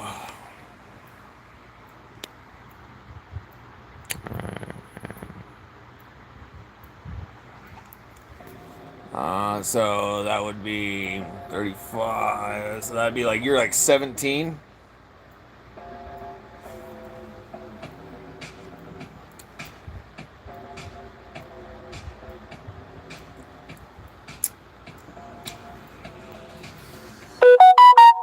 Oh, 18.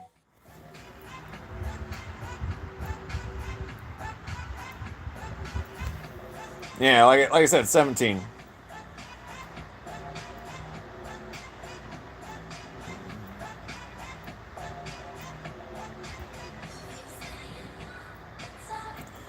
The town.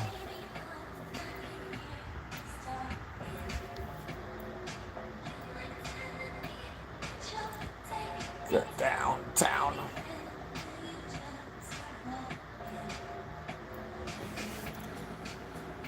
Not the fast, baby. Don't take it slow.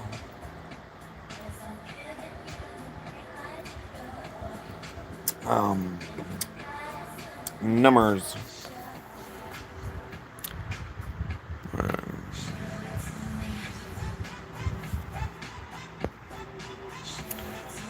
That's about 11 in the morning.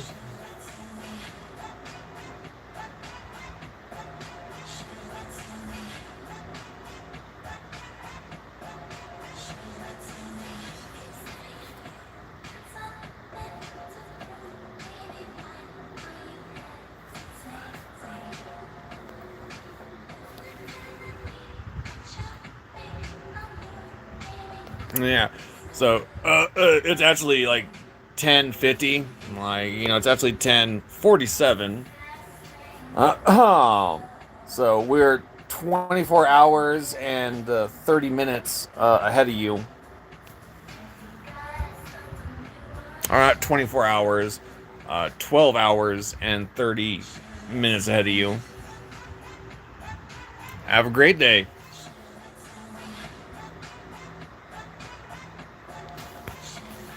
All right, let's see what else we got. Oh, Gorilla Publishing. Well, since that meeting and the things that happened there, Jeff has continued to fight back and try to film and document government acting inappropriately. As part of those efforts, he's stacked up a bunch of ridiculous charges in Mays County. He decided one day to call the Rogers County District Attorney's Office, which is also the Mays County District Attorney's Office. They work in the same offices, and he decided to give them a call and let them know that he was frustrated with them. And in doing so, he made some comments like, listen up and listen up close, dude. I'm going to live until I'm 90. I'm 58 years old now. I'll make sure that by the time I'm dead, that you will be dead first. And I will dance on your grave. Nicest thing in the world to say? So what? Absolutely not. Criminal terroristic threats resulting in a $350,000 bond and him being in the Rogers County Jail? That's absurd. Just take a look at what we found when we went to interview Jeff, and notice how scary he seems to be. Oh, yeah. Whatever he does. Yeah, just us. Hey, Ron Durbin. Cantrell. Nice to meet you, Cantrell. We appreciate you guys doing this for us. All right. Bye. Is he behaving today? I don't know. I don't work in there. Okay. Well, if he's not behaving, I'll tell him to get his head out of his ass. Hey, there's Jeff. Hey, good to see you, sir. How are you, Jeff? Well, Jeff, I'm doing a lot better than you are, sir. It looks like. How are you? Yeah, I get best right now. Yeah, I know it. I've been talking to Mark, so I understand. You know, I just lost my mother. I know you did. I'm sorry to hear about your mother. I really am. How you doing otherwise right now? Well, you know, this is a result of the spout hall. Right. Yes. The bar that the mayor runs. Amanda Miller runs the bar of Spavin Blue Moon Saloon. Right.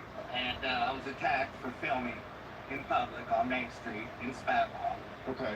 And the girl spit in my face. I stepped out of my truck, and her boyfriend jumped on me. And this was part of the result, as well as severe concussion Okay. for that. And the ongoing battle between myself and Spavinov, even though I took my Facebook page down, I took my YouTube channel down, which I wasn't doing much on YouTube. And I stopped everything as far as all the media. But they persist. Oh, so you caved. On a fishing expedition Uh-huh. to try to find out what they could catch me on, what hearsay words they could make up in their own minds as to what I was running around in the background trying to do. But the only thing I was ever running around in the background trying to do was to get justice for the people of the community that Spavin, Oklahoma, and Mays County excludes. And I don't know what kind of ties they have together or what's going on there.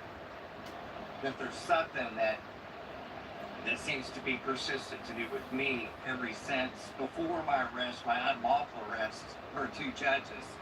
That the Kyle Long, the assistant district attorney of Mays County, wanted to make it into more and appeal the case when he'd already lost hands down on an unlawful arrest for 2 judges.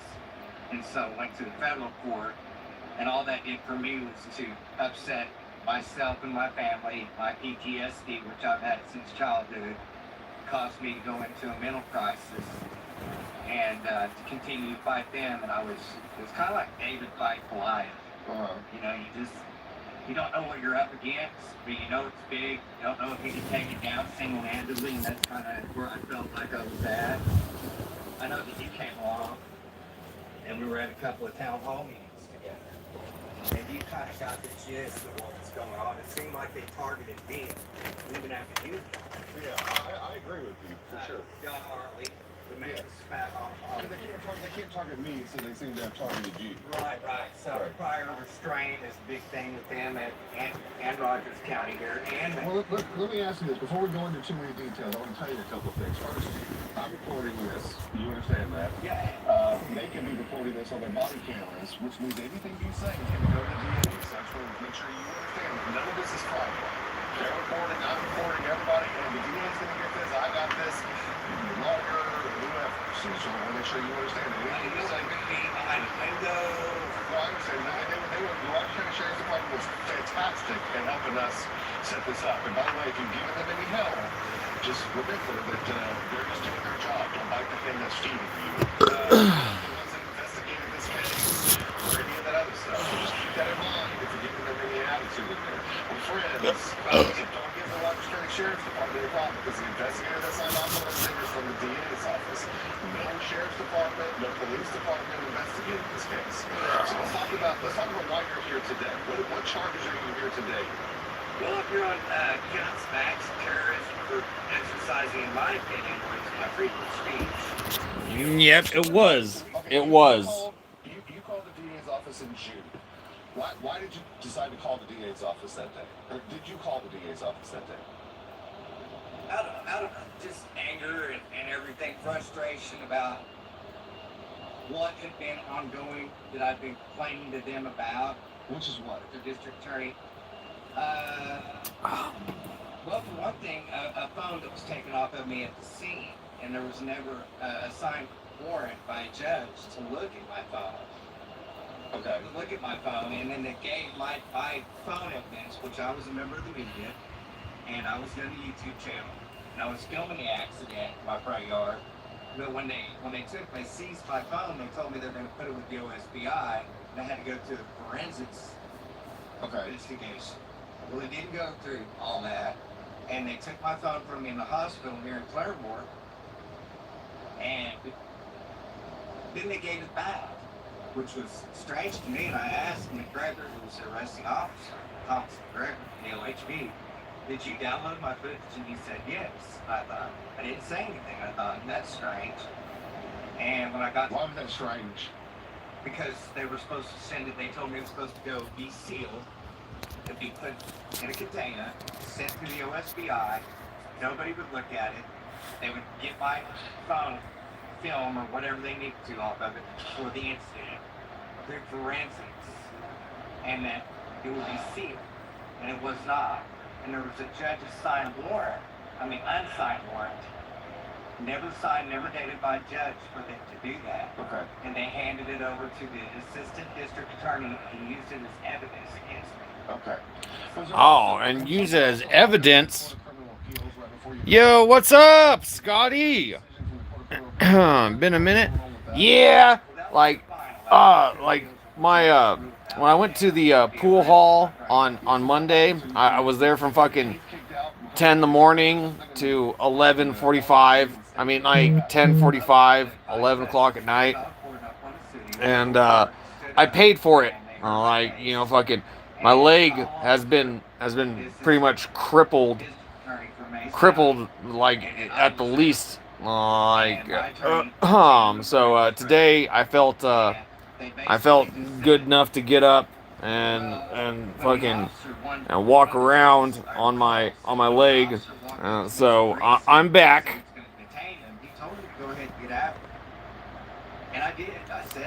But I doubt that I'm gonna be going to the pool hall from 10 to 11 and 10 in the morning to 11 at night again. I guess I'll stick to go in there at 4 and then go until 11, 12. But yeah, I forgot that I didn't forget. Like my leg had started to hurt, within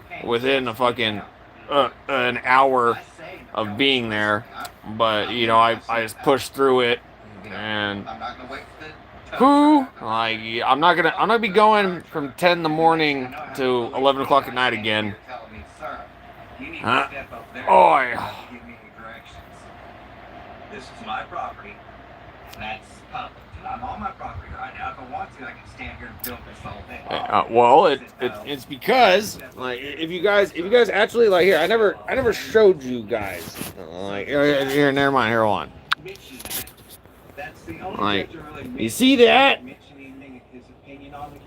You see that right there? Jury trial back in Mays County. Okay, is that why you called the Rogers County District Attorney? You were upset about that? So see right there to right there. That's when I slipped my Achilles tendon. What did I say to the That's simply it. It's a matter of public record. I know, so what are they alleging? And I was told that I wouldn't walk again when this originally happened, and 9 months later I hobbled into the doctor's office, and I saw the doctor, and he's like, "Oh my God, you're walking," and I figured that was what made me snap. He's like, "Holy shit, you're walking," and I said, "Yeah, I'm walking." I socked him in the face. I said, I can hit too. I took the arrest, and I went to jail for 30 days. However you want to put that. But that was actually what happened. Society, that you'll be dead before me, or whatever. Nobody was threatening anybody any accident. I mean, I suppose I could have claimed insanity. I was 19, or actually I was just about 20 at the time. I was 19 when I slipped my Achilles tendon. Okay. It was 9 months later. I was up and walking again. I said, He's like, oh my God, I can't believe you're walking. Like, and he didn't say it like, good job, you're walking. Like that's excellent. I'm glad I was wrong. It was like a surprised, as he was like, holy shit, you're walking. And that boiled my brain a little bit. So it is what it is. Ain't what it ain't. For over 15 years. So I guess what I'm But trying to say is, how are you doing, Approved and Scotty? Oxycontin, it's called. And that seemed to affect my moods. And I really don't remember everything that I said at that point in time because I was so upset about this and why. I got you. Well, let me ask you about it because I got the quote right here. According to them, and they say they have a recording of you, making a call that you called and got a voice message and you left a message. And this is what they say it says. Quote, listen up and listen up close, dude. I'm going to live until I'm 90. I'm 58 years old now. I'll make sure that by the time I'm dead, that you'll be dead first, and I will dance on your fucking grave. That's what they say the recording says. What's your response to that? That's what I heard on the recording, yes. Okay, so when you say I'll make sure that by the time I'm dead that you will be dead first, is that not a threat? No, it's not. I don't perceive it to be a threat. I perceive it to be, as what I said, is that I will just make sure that I can live long enough to see the day that you're not in your position, not in your occupation, there was no threat by me that I could see, but... So the threat, according to you, the threat then was the threat you're going to live longer than him. So you could be around and pee on his grave. Yep. I don't know, that's just a figurative speech to say I'm going to be on somebody's grave. I understand. But so they've taken that. Did you notice anything in the reporting and the affidavit finding a probable cause? Did they kind of left out some of the parts and just talk about, I'll make sure by the time I'm dead that you'll be dead first? Do you think that they're trying to stretch this to a place it doesn't belong? A little bit. They are. Well, I know in my heart that that's what I meant, was not killing anybody to die or anything, or be killing anybody.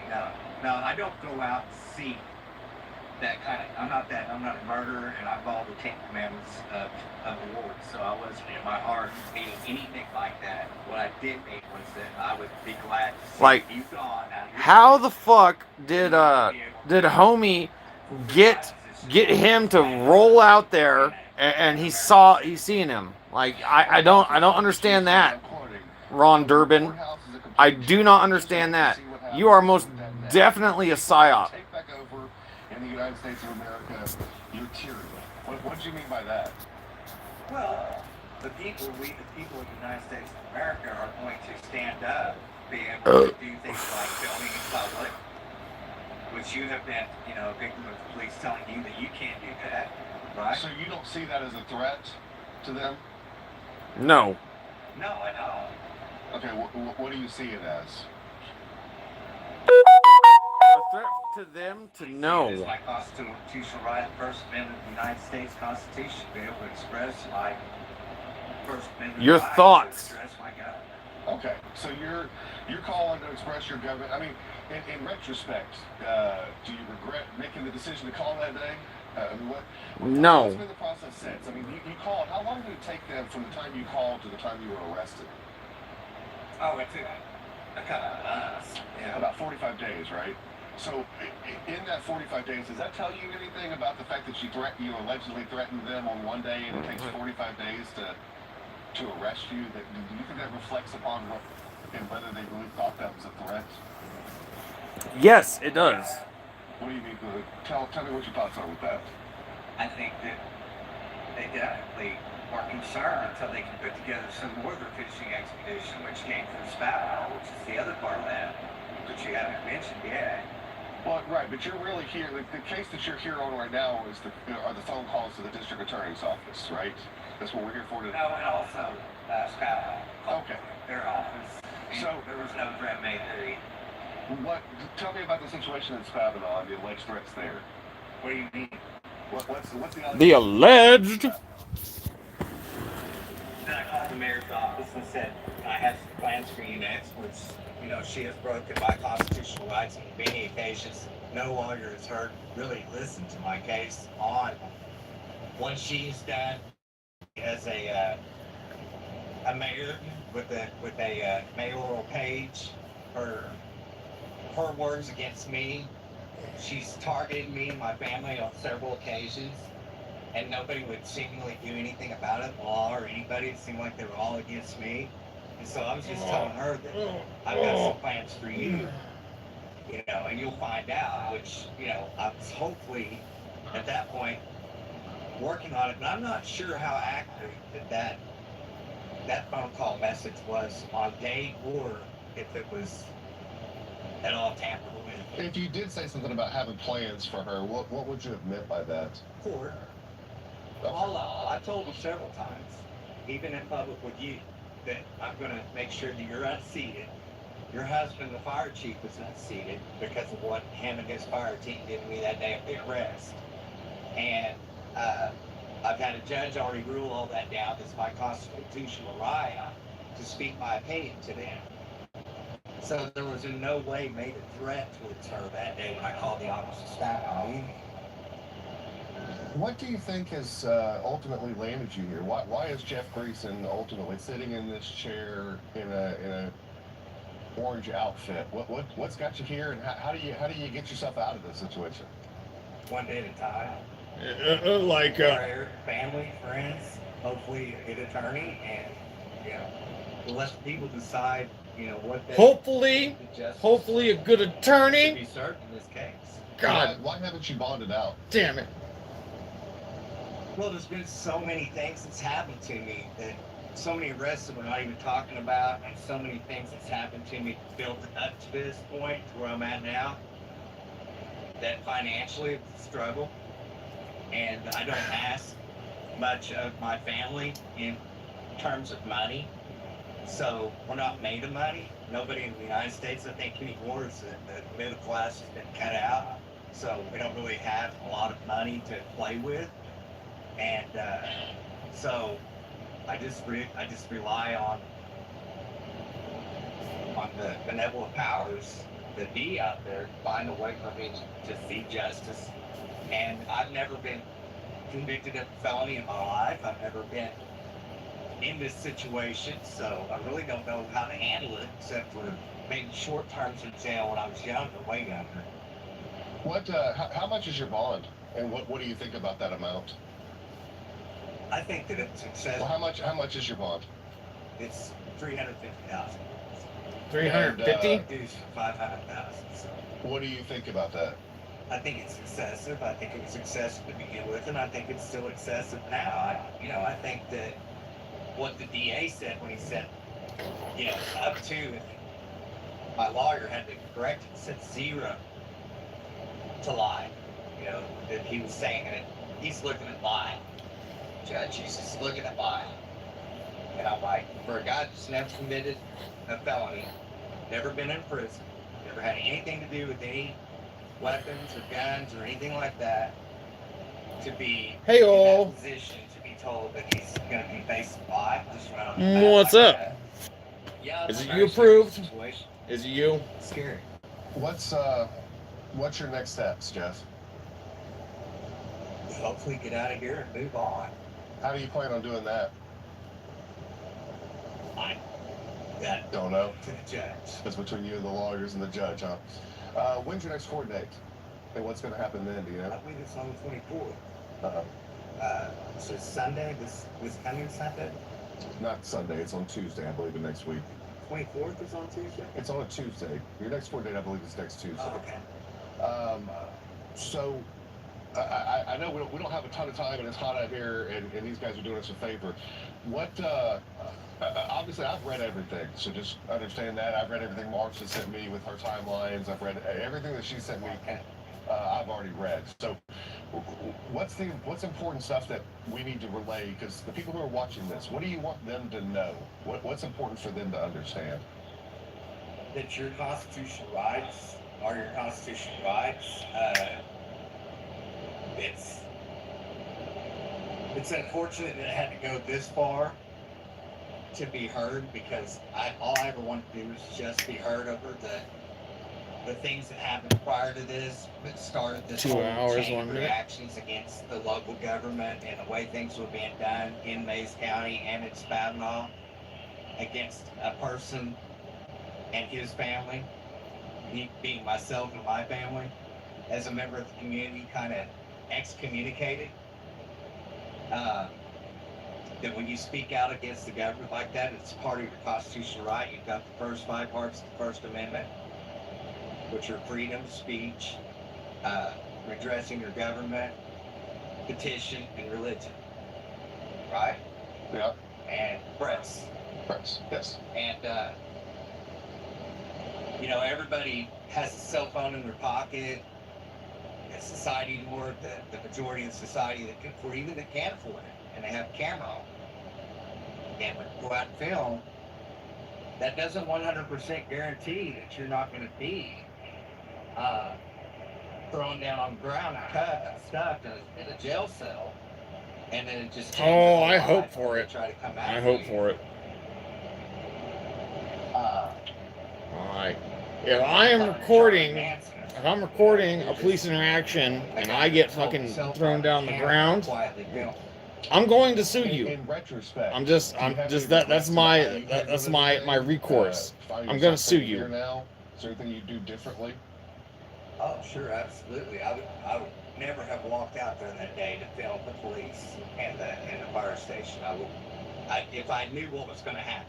Because that was the first time in my life I'd ever filmed the police and the fire department in their active duties. So, do I have to approved? You know, not the law enforcement, members of the public saying, stop filming me. All right, there you got my beard and all that goodness. Not everybody can be Ron Durbin and say, hey, you know, I'm Ron Durbin, so here, if that, I did. It's about halfway off, isn't it? In front of the car, oh wow, look at this. You know, I've never seen a car flip up in front of my house. Are you okay with the gentleman that it wrecked? And he was not okay with it at first, but then he was okay. But it seemed like everybody kind of quieted down until I backed off. It seemed like that it intensified, and I wasn't even trying to intensify anything. It wasn't fighting with anybody. It wasn't trying to obstruct anybody. Like it's pretty much the exact same thing, right? And you can still end up in a jail cell. This? Gotcha. Yeah, because this is purely me. Any other thoughts? And then I'm going to tell you a few things, and we'll get out of here. You get the last say. Talk to the people. What do you want to tell them? Is this good enough? What's that guy's name? Justice for All or something like that on YouTube. He's always saying freedom is scary. Or does everyone want to see me wear it like this? Deal with it. Yeah. However you have to. And if you find yourself in a position where feel like you're practicing your constitutional rights, then stand on it. You know, if you feel like you've been violated, stand on that. Even though it got you here. Stand on your fucking rights, people. Well, I don't think anybody wants to be in jail. I certainly don't. No, I don't not regret being in here. I do regret being in here. All right, we're gonna get out of here so you can get back into the cool, okay? All right. Guys, I told you I'd take it short, make it short, and I hope that was acceptable for you guys. I really appreciate you guys so very much. You did good, Jeff. You did good. Yeah, you did good. Oh. You did fine. You're welcome. All right, so I'm gonna put on something else now. That's it. I want to tell you about a movie where a hormonal teenager experiences some changes in his body and then starts shooting out some sticky white ropes. Right. Some sticky white ropes. You need a digital ID and a VPN to access. What? No, you bloody pervert. It's Sam Raimi's Spider-Man from 2002. The one where they gave him organic web shooters and fans of the comics tried to get Raimi sacked for it. Really? I don't remember that. Yeah, no, they had petitions and campaigns, but Marvel just spent over $500 million putting that exact same idea back into brand new day. And what happened? One of the single biggest opening weekends of all time. So grab the cold one, because today we're revisiting an absolute classic to show you why modern Marvel is trying to remind you of their glory days. So the movie opens with Tobey Maguire talking to the audience like it's an episode of Saved by the Bell, and he's having a massive whinge. Who am I? Are you sure? Like, well, this is actually one of my favorites. One of my favorite channels on YouTube. So the movie starts But with him I gotta take a piss, so and then answering them himself. I'll be back in a moment. Okay, interesting choice. Go on. The point of this long, boring monologue is Tobey Maguire tells us that this movie is actually about a girl. The girl he happens to be obsessed with, and that girl is Kirsten Dunst. You mean Mary Jane Watson? Who the hell is Mary Jane? Anyways, then we cut to Tobey Maguire looking like a 30-year-old bloke who's pretending to be a 17-year-old nerd chasing after a school bus. Standard early 2000s Hollywood casting then. Exactly, mate. And he's banging on the window like he's a crack addict at the Nicholson Street intersection. And get this, no one's letting him on. In fact, they're all having a good old laugh, even the bus driver. Really, I feel like he'd get fired for something like that. Probably, but the movie doesn't want you to think about that too hard. Anyways, turns out the werewolf from True Blood is Kirsten Dunst's boyfriend. And let me tell you, he's an absolute piece of shit. He tells the bus driver just to keep on driving. What a piece of shit. Yeah, I know, that's what I said. Anyways, the bus driver only bloody does it. You mean a state-employed bus driver is actively participating in a targeted campaign of high school bullying? This would be all over the news nowadays. Yeah, but this was set in the early 2000s. Parents still used to brag about hitting their kids back then, so it was a totally different world. Damn, I'm starting to feel old. Anyways, Kirsten Dunst nags the bus driver to stop and let him on, and he's like, yeah, sure, whatever you want, sugar tits. Look, I know this guy's a piece of but there's absolutely no way he calls her sugar tits. Well, no, but it was heavily implied. Anyways, next up, the school goes on a field trip to Columbia University's genetics lab. But I was totally taken out of this scene immediately because their teacher looks younger than the students he's supposed to be teaching. What an odd casting decision. Yeah, mate, speaking of odd casting decisions, next up we meet Harry Osborn, who's played by none other than James Franco. Yeah, but this was way before all those allegations, so it's not that weird. No, mate, it was still pretty weird even back then. Anyways, he's embarrassed to turn up to the field trip in his Rolls Royce for some reason, and then Tobey Maguire gets to meet his dad, Norman Osborn. And he's like, Harry tells me you're a science whiz. In a way, I'm something of a scientist myself. Interesting, is he a big deal in the comics or something? Yeah, probably, but I'll tell you what, he looks exactly like the type of bloke who would probably own a lighthouse with Robert Pattinson one day. That is such a specific description. And get this right, while they're on their walking tour, James Franco sees Tobey Maguire staring at Kirsten Dunst's honkers. So he says he should totally go up and talk to her. Does he do it? No, mate, he just dares James Franco to do it instead. So then he goes up to her and just totally steals one of Tobey Maguire's nerdy science facts to try and impress her. What a cum rag. I thought they were supposed to be... Kins. I know, right? Anyways, next up we get to one of the single worst pieces of workplace health and safety in cinematic history. Wait, worse than Jurassic Park? We spared no expense. Okay, so we spared so get no this expense. The tour guide stands in front of a flimsy glass case that looks like they purchased it on Black Friday at Costco, and she's like, here we have 15 genetically modified spiders. Also, beware, these are Australian spiders, so they may take piss on you and call you a... Then Kirsten Dunst looks at the case and goes, wait, there's only 14. So then they lock down the building immediately. No, mate, she just goes, yeah, I don't get paid enough to care. Follow me to the next enclosure. Okay, so in this Spider-Man universe, bus drivers and tour guides just don't do their job? Yeah, I think this is set in the CDF universe. Anyways, Tobey Maguire tries to shoot his shot, and he asks to take Kirsten Dunst's picture by the exhibit to the school paper. Nice one, does she let him? Oh, you better believe it, mate. So he starts snapping a million photos like he's an Asian influencer's husband.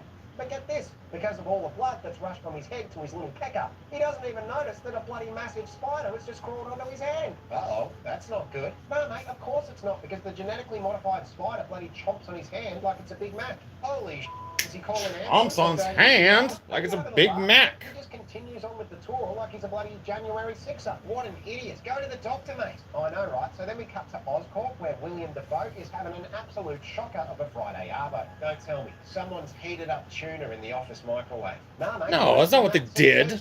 He's the CEO of a massive military tech company, right? And General Slocum rocks up, and he's pissed because Norman's head scientist, Dr. Strong, says that they might have to take his human enhancement project back to bloody formula due to all the side effects. Uh-oh, what kind of side effects? Violence, aggression, and insanity. They basically turn into... Violence, aggression, and insanity. Oh, mate, it is way worse than Ozempic.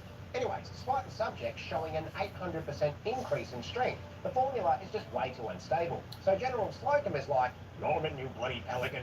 You're taking too long. You've got 2 weeks to show us results, or we're giving the entire contract to Elon Musk or Jeff Bezos. No, please, sir. Absolute Don't start alcoholic. complaining. Happy Sooner than Pride all that, Month. you've given me no choice. Alcoholic? No. Pride Month? No 2 either. weeks for human clinical trials. Yeah, I know, right? He's so then, I'll break this down for you real quick. man is spewing because apparently he's just lost his job. If you are Does he work gay, for Xbox then too? you are No, trying to end the human race. Toby Maguire And cuts them off. by He's stuck definition, before, that like makes he you just shoved 5 fingers at a Footscray race. racist. Right, damn, so he's still messed up from that spider bite. You better believe it, mate. So the poor bloke passes out on the floor and starts tripping harder than clavicular when he OD'd at that nightclub. What the hell is a clavicular? Mate, that's a whole bloody thing, and I can't be explaining it.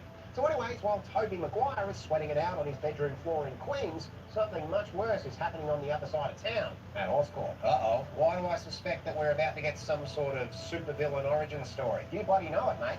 Norman has been stressing out since he got a foot up his ass from the general. So he goes and does what any reasonable CEO would do when facing a tough deadline. He asks for an extension. No, mate, he sneaks into the lab at midnight, strips down to his undies, and locks himself in a glass tube. Okay, why the hell's he done that? Because he's only going to test the bloody formula on himself, isn't he? You mean the formula Dr. Strom explicitly said causes violent behaviour, aggression and insanity? Yeah, that's the one. And insanity. He's begging him not to go through with it, isn't he? But Norman starts ranting about how real science takes risks and how his penis is 10 times larger than Jeff Bezos's or Elon Musk's. Well, reports are that old mate William Defoe does have a pretty huge hog. Okay, bit weird that you just have that info on hand, mate. Anyways, Norman takes a formula and immediately just turns into an absolute psychopath, like he's been doing nothing but just listening to the Fresh and Fit podcast for 3 weeks. Jesus Christ, not the Fresh and Fit podcast. Oh no, mate, that should drive anyone mental. Anyways, he smashes Getting out triggered, the bro? tube, No, I'm not triggered. Like, I'm just saying, if you go by the actual definition, it means if you are gay, you are racist. He's got perfect 20/20 vision, doesn't he? Corrective laser eye surgery via spider bite. Nice. Exactly, mate. I can't even get Corrective laser eye surgery by spider bite. And just let some random spider bite me. I wouldn't do that, mate. That sounds like a terrible idea. Well, why would they put it in a documentary then? Especially superhero movie. where you live, buddy. Anyways, get this. He takes off his shirt in front of the mirror, and suddenly the scrawny little nerd tits are gone, and the bloke's got a full-on six-pack. Holy sh**, that's like every bloke's dream. You do 3 push-ups before bed, and then you wake up looking like Chris Hemsworth. Spot on. So he stares at himself in the mirror for a bit, and then he takes a look out the window, where he sees that Kirsten Dunst is getting dressed next door. Wait, his window sees... Yeah, you shouldn't worry about me being fairy. You should worry about yourself. I'm massively confused because they thought he was hungover from shelving pingers. Do either of them notice that he now looks like Dwayne "The Rock" Johnson? And now looks like Dwayne "The Rock" Johnson. Right. In a nutshell, there. So long as you didn't come home missing an arm, they don't give a f***. Don't you know it, mate? So as he's leaving the house, Uncle Ben reminds I'll follow this with what I said. Like, if you want to be gay, go for it. It's a free world, at least in America. It doesn't bother me if you're gay, but you know, you have to know, like, if you are gay and actively produce and try to spread the gay agenda, like, you are trying to end the human race. And by definition, that makes you racist. So he legs it after it, and he's banging on the side of the bus just like at the start of the movie. Except this time, the sign on the side of the bus sticks to his hand. Why does it stick to his hand? I said, you're gay? Like, it doesn't matter. That makes sense. Be gay. The movie kind of spoils that, doesn't it? Yeah, that's kind of the problem with these origin stories. Like, it's going to be why do you spend so much time watching him become Spider-Man? Yeah, true. So then we cut to James Franco, who finds his old man passed out face first on his office floor. He got roofied by Bill Cosby. And James Franco is like, Dad, what are you doing on the floor? I had the strangest dream. I was one of those robot vacuum cleaners. I was one of those robot vacuum I cleaners. accidentally sucked it up into my mouth. I couldn't breathe. He doesn't say that, does he? Well, no, but he heavily implies it because he's got It's a heavily, fight staying alive heavily throughout. fucking Anyway, implied. get this, two random characters walk in who probably don't even have character names on the script, and they tell him that someone's broken into Oscorp and stolen his glider and killed Dr. Strong. That was him, though. Oh. Yeah, but get this. He doesn't bloody remember it, does he? Of course, amnesia. It wouldn't be a comic book story without amnesia. Exactly right, mate. So then we cut to Tobey Maguire rocking up to school, right? And this is where the movie delivers one of the most iconic scenes in the early 2000s. Is this the scene where the T-Rex escapes? What? No, that's Jurassic Is this Park, the and that's scene where the early 90s. T-Rex Yeah, escapes? what's it with you in Jurassic Park today, anyway? I watched it last night. It's a great movie. Of course it is, but we're not yapping about that movie today, are we?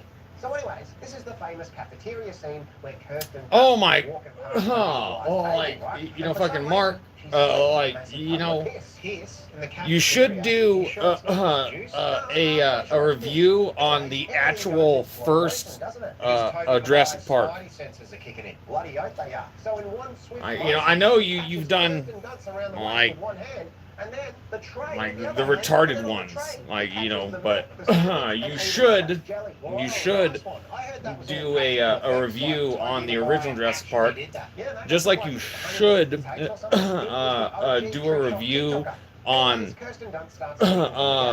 The Way of the Gun, Well, she's like, just like you should do a review on Reservoir Dogs, not the pussy Reservoir Dogs that, you know, they made like fucking 10 years ago, like the actual Reservoir Dogs. Quick now, is he? Because next minute his cutlery is sticking to his hand, and then he accidentally shoots a sticky white rope across the room. You mean a web? Yeah, that's what I said. A No, the sticky web. white rope accidentally gets stuck on a bloody lunch tray, and when he tries to get the thing off his wrist, it pulls back and hits old mate True Blood in the back of the head.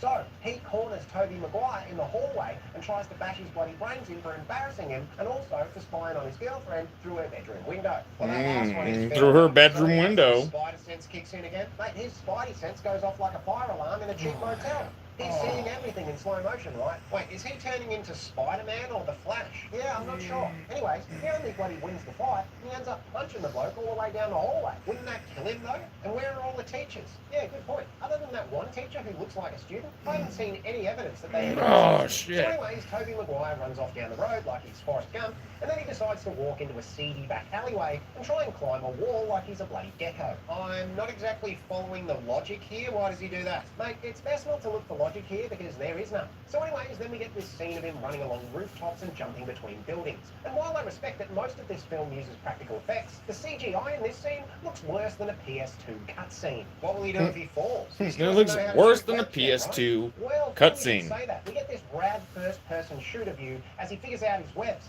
and he manages to attach one to a crane. So he thinks, f*** it, and then he just swings across a busy street and smashes into a wall, looking like an absolute turkey. He does all of this without a mask on, and no one saw it. Yeah, conveniently, No one saw him. has seen him do any of his Spider-Man shenanigans so far. Okay, that doesn't seem very likely, but go on. So Tobey Maguire gets home after a long day of shooting sticky hot white ropes, and he realises that he forgot that Sticky hot white he would ropes. paint the house. And it's at this point that he overhears Kirsten Dunst having another blowout with her old man.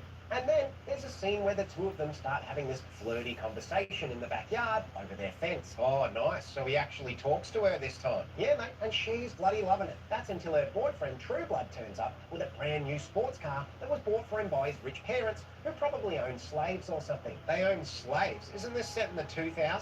Yeah, I know. They don't explicitly say it, but they heavily imply it. So then we cut to Tobey Maguire looking through the paper at some expensive cars, because he wants to buy one in an attempt to make Kirsten Dunst soak her panties with cum. Gross. How is this scene relevant to the plot? Well, I'm getting to that, aren't I, you bloody pelican? Because while he's looking at expensive cars, he sees an ad for an amateur wrestling tournament with a $3,000 cash prize. Oh my God, that must be it. $3,000. Well, remember, mate, this was set in the 2000s. Things were actually affordable back then. That was before all the boomers bought up every house on the street and turned them all into overpriced Airbnbs managed by a guy named Trent who owns 6 jet skis and never talks to his 5 illegitimate kids. Ah, yeah, true. So Tobey starts sketching in his little notebook possibilities for what his wrestling costume might look like. And we cut to the next day where he's practicing shooting some hot white ropes in his bedroom. And this is where Sam Raimi apparently got a note from the producers to write a product placement scene for Dr. Pepper. Mate, I love Dr. Pepper. It's a shame it's so hard to get here in Australia. It's not hard to get, mate. It's in every Woolies. But for some reason they put it next to all of the Asian food in every store. Why would it be there? if I know, mate. Anyways, Aunt May bangs Fuck on if I know. because she thinks he's jerking off. So then, her and Ben have a conversation downstairs. There's something going on with him, May, and maybe he's too embarrassed to tell me, or maybe I'm too embarrassed to ask, but I'm a pretty open-minded guy. I mean, I lived through the 60s, for Christ's sake. He could be a furry for all I care. He could be a furry for all I care. Things you can't take back. And right at that moment, Toby Maguire comes downstairs and says he's heading out to the state library. And old mate Uncle Ben takes this as his chance to try and talk to his nephew. So he offers him a lift. This is when they have the chat. Exactly. The chat. Chat. So Uncle Ben looks over. I hate doing that. Like, you know, if I can't believe I did. Like, I don't like air quotes. I hate them. Not exactly the same, Uncle Ben. Now listen, this Flash Thompson guy probably deserved what he got, but just because you have the power to end the fight doesn't mean you have the right to. Remember, with great power comes Great responsibility. Comes great what? Oh, sorry, I lost my train of thought. A woman in a red dress walked by. With great power comes great stuff. Now I forgot it. Sounded like it was going to be a really iconic line, Uncle Ben. I don't remember the scene going that way. No, mate, that's it, word for word. Anyways, Toby Maguire doesn't take kindly to him giving him advice. And he tells him to shut his yap because he's not his father. And then he gets out of the car and slams the door in his face. He slams the door in the face of an elderly old man who could have easily retired years ago if he didn't have to pay for his ungrateful ass to go to bloody school. Yeah, pretty much, mate. Not a very heroic move, huh? So then Toby goes down into the sketchy underground warehouse where the announcer, played by Bruce Campbell, Sam Raimi's mate, who doesn't all of his films for some reason, introduces the bloke that Toby's going to be wrestling. Is it Logan Paul? No, mate, he hasn't wrestled for years. He's a boxer now, and he's way too busy with his side gigs of being a podcast pro and selling dangerous levels of caffeine to kids to ever wrestle again. I'm sensing some dislike for Logan Paul. No, mate, I don't dislike him. I don't think he's an absolute... Anyways, he's actually wrestling Randy Macho Man Savage, or, as he's known in the movie, Okay. Randy Macho Man Savage. Alright. Yeah, we'll fucking... Let's look at these real quick. See, this is warfarin, baby aspirin, and bisoprolol, or whatever the fuck it is.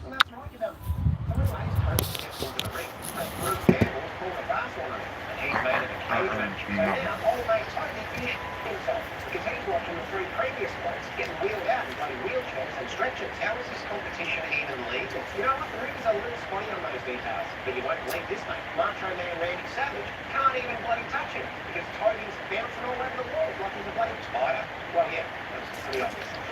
Anyways, Tony kicks his ass, and the crowd goes absolutely mental. But this is when he goes up to the office. The bloke totally skips it, and he's like, oh, $100. But the ad says 3,000. But the ad says 3,000.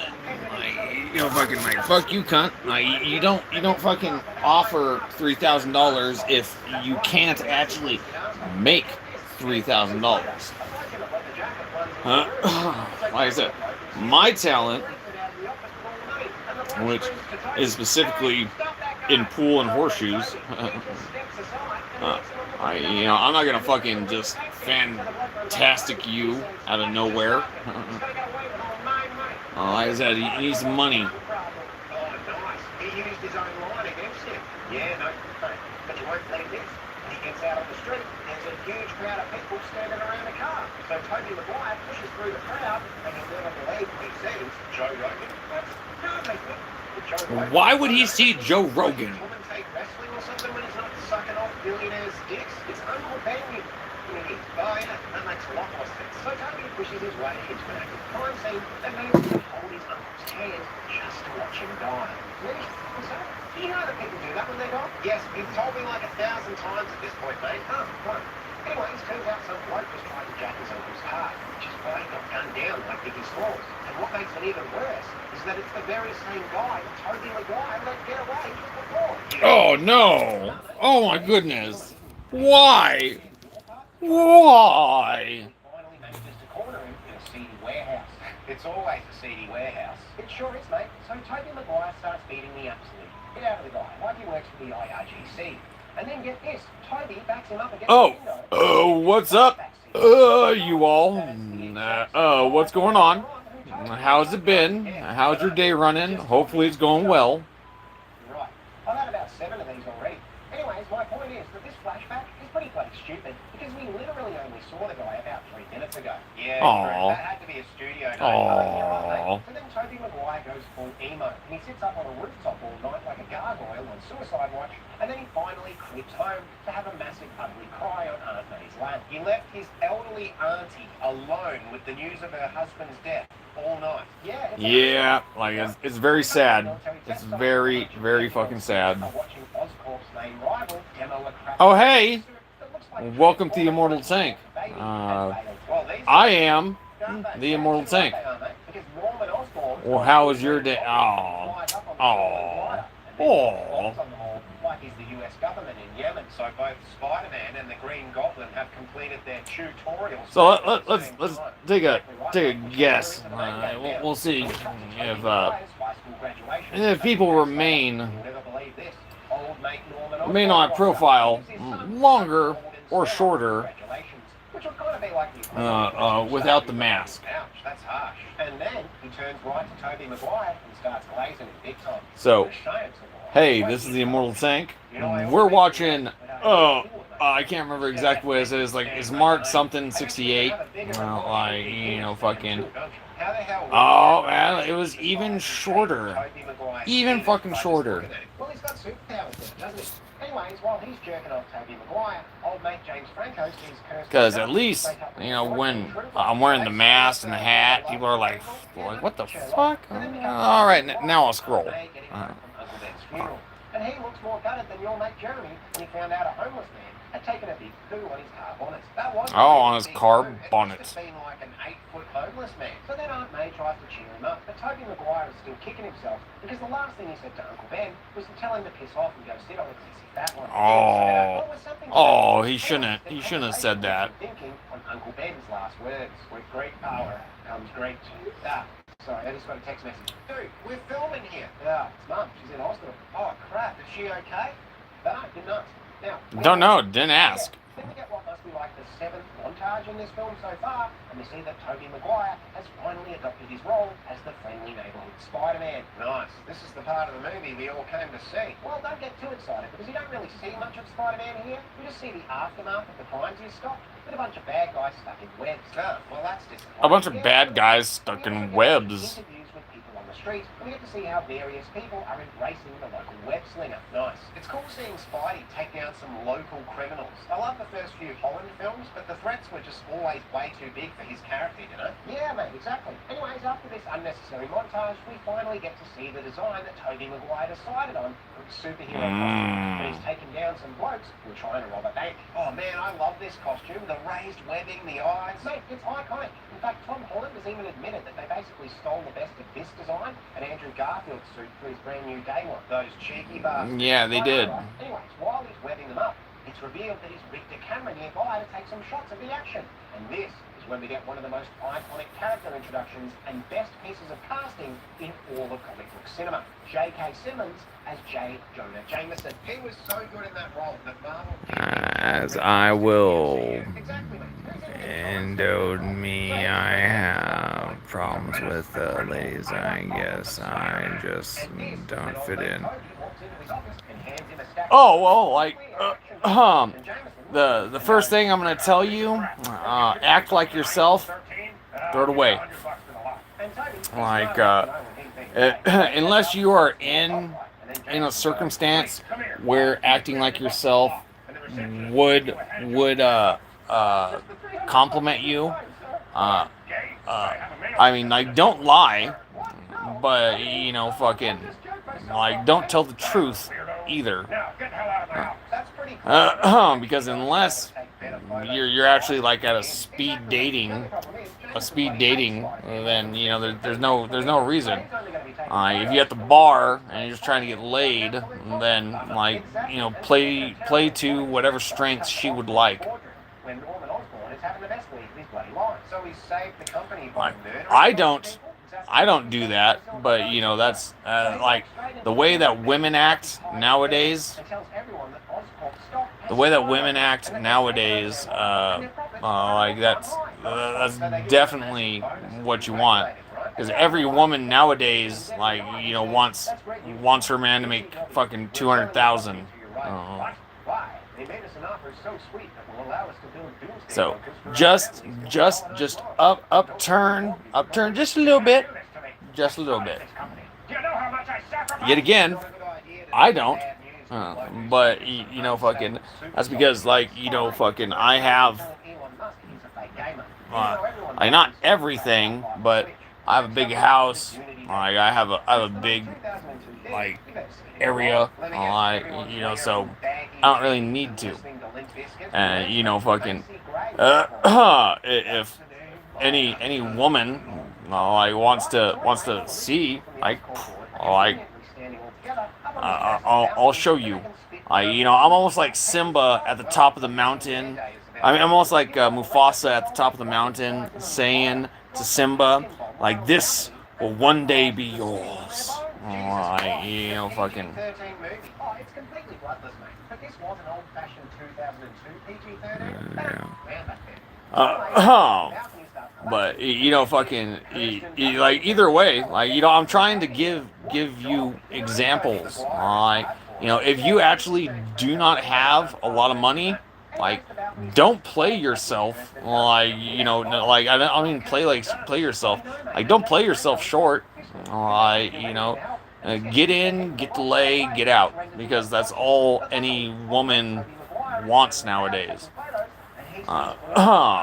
But you know, if you are actually successful and you are actually doing good and you are actually have everything that everyone around you wants, like, yet again, like, I lie, like, you know, I tell people that I ain't got shit, and that's only because, like, if I tell people I have shit, then they're all gonna start asking me for money, and they're all gonna, like, want something, or, like, it's nonsense. It's fucking nonsense. And well, like, you know, I mean, this week, you know, I was at the bar, and, like, homie tried walking up to me, you know, like, and talking all this shit, and like I said, you have $800,000? I'll sell you the house right now.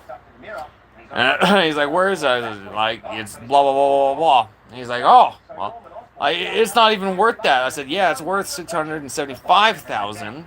But like I said, I'm not gonna sell it unless $800,000. So you got the money? You got the money? And he's like, no, I'm not looking for a house right now. I said, that's what I thought. Go the fuck away. The only person who can stop them now is Spider-Man. So they need to either recruit him Yeah. he does the old "we're not so different, you and me" speech to try and win him over. You and I are not so different. You and I are not so different. Like, bullshit. Like, I'm sorry, but bullshit.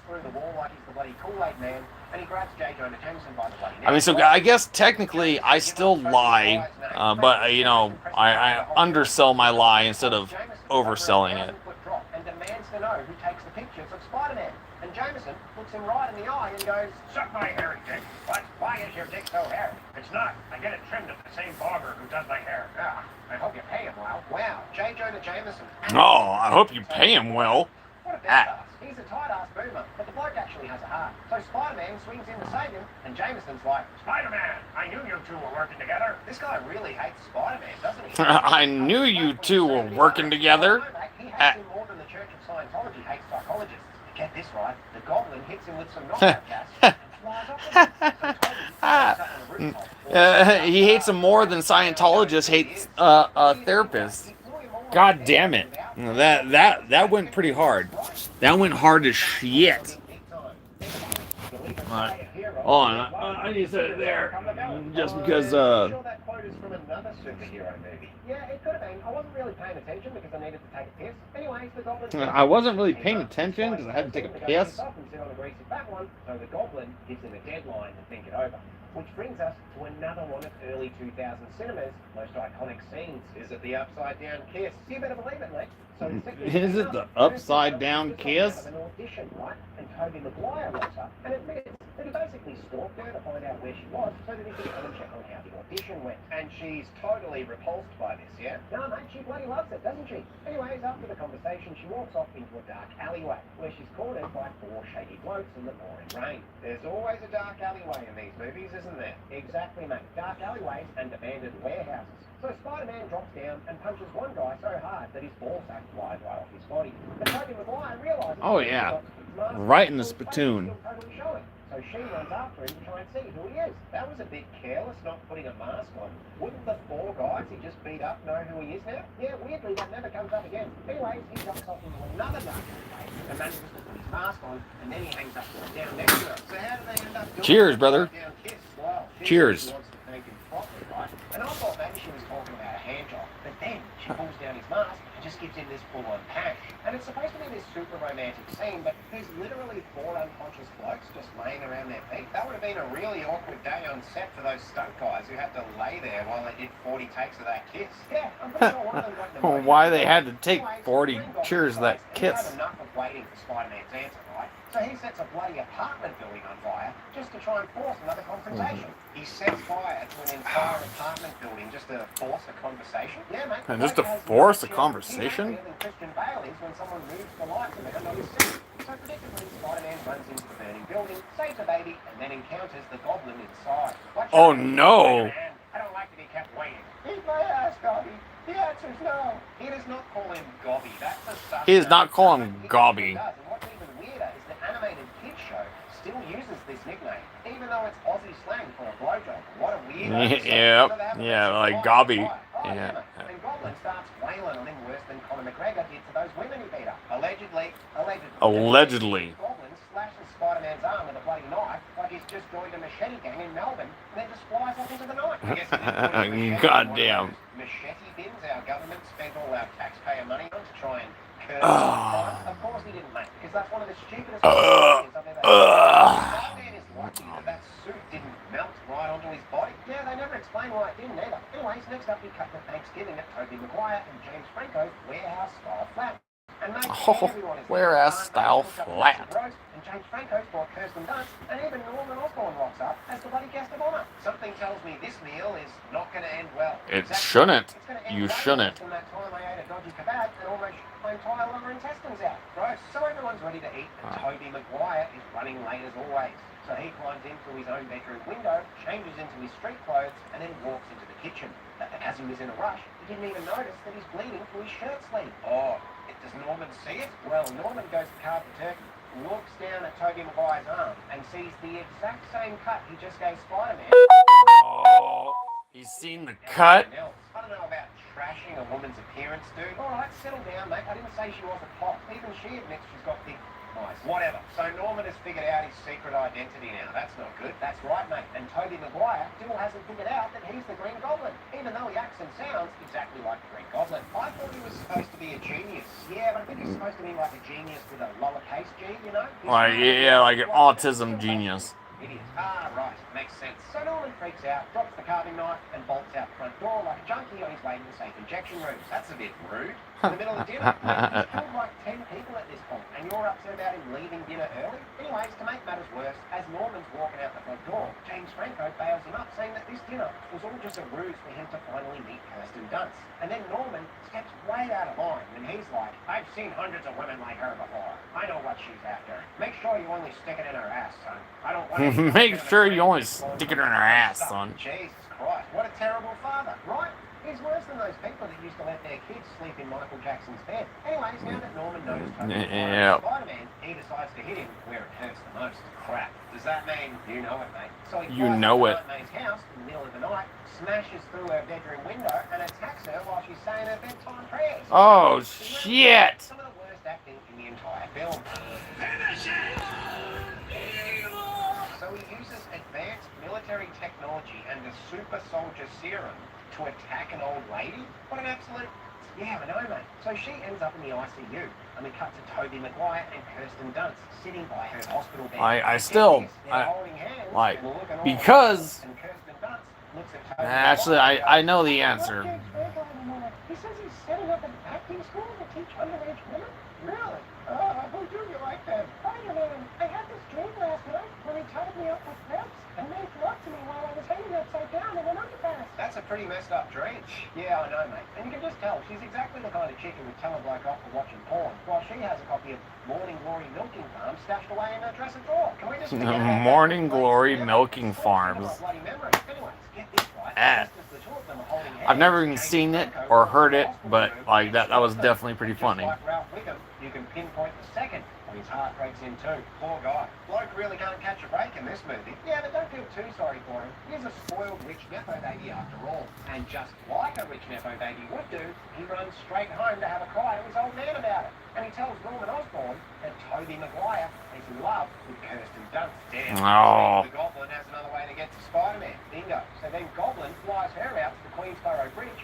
And he set up a trap for Spider-Man. What kind of trap? Well, get this. He holds Kirsten Dunst in one hand and a tram full of innocent school kids in the other. Oh. And he has to choose who to save. Wait, a tram full of kids? Where does he casually find a tram full of kids? Well, technically it's a cable car. They run alongside the bridge, but basically it's a very heavy-handed reference to the old trolley car philosophy problem. Ah, right, the one where there are two tracks and you can choose the trolley car to hit either a kid or like 5 random people. Yep, that's it, mate. So who does he choose? Well, the philosophy books don't take into account superheroes who can shoot sticky white ropes out of their bodies, do they? So he just saves both of them. What a mad dog. Yeah, I know, right? But here's the problem.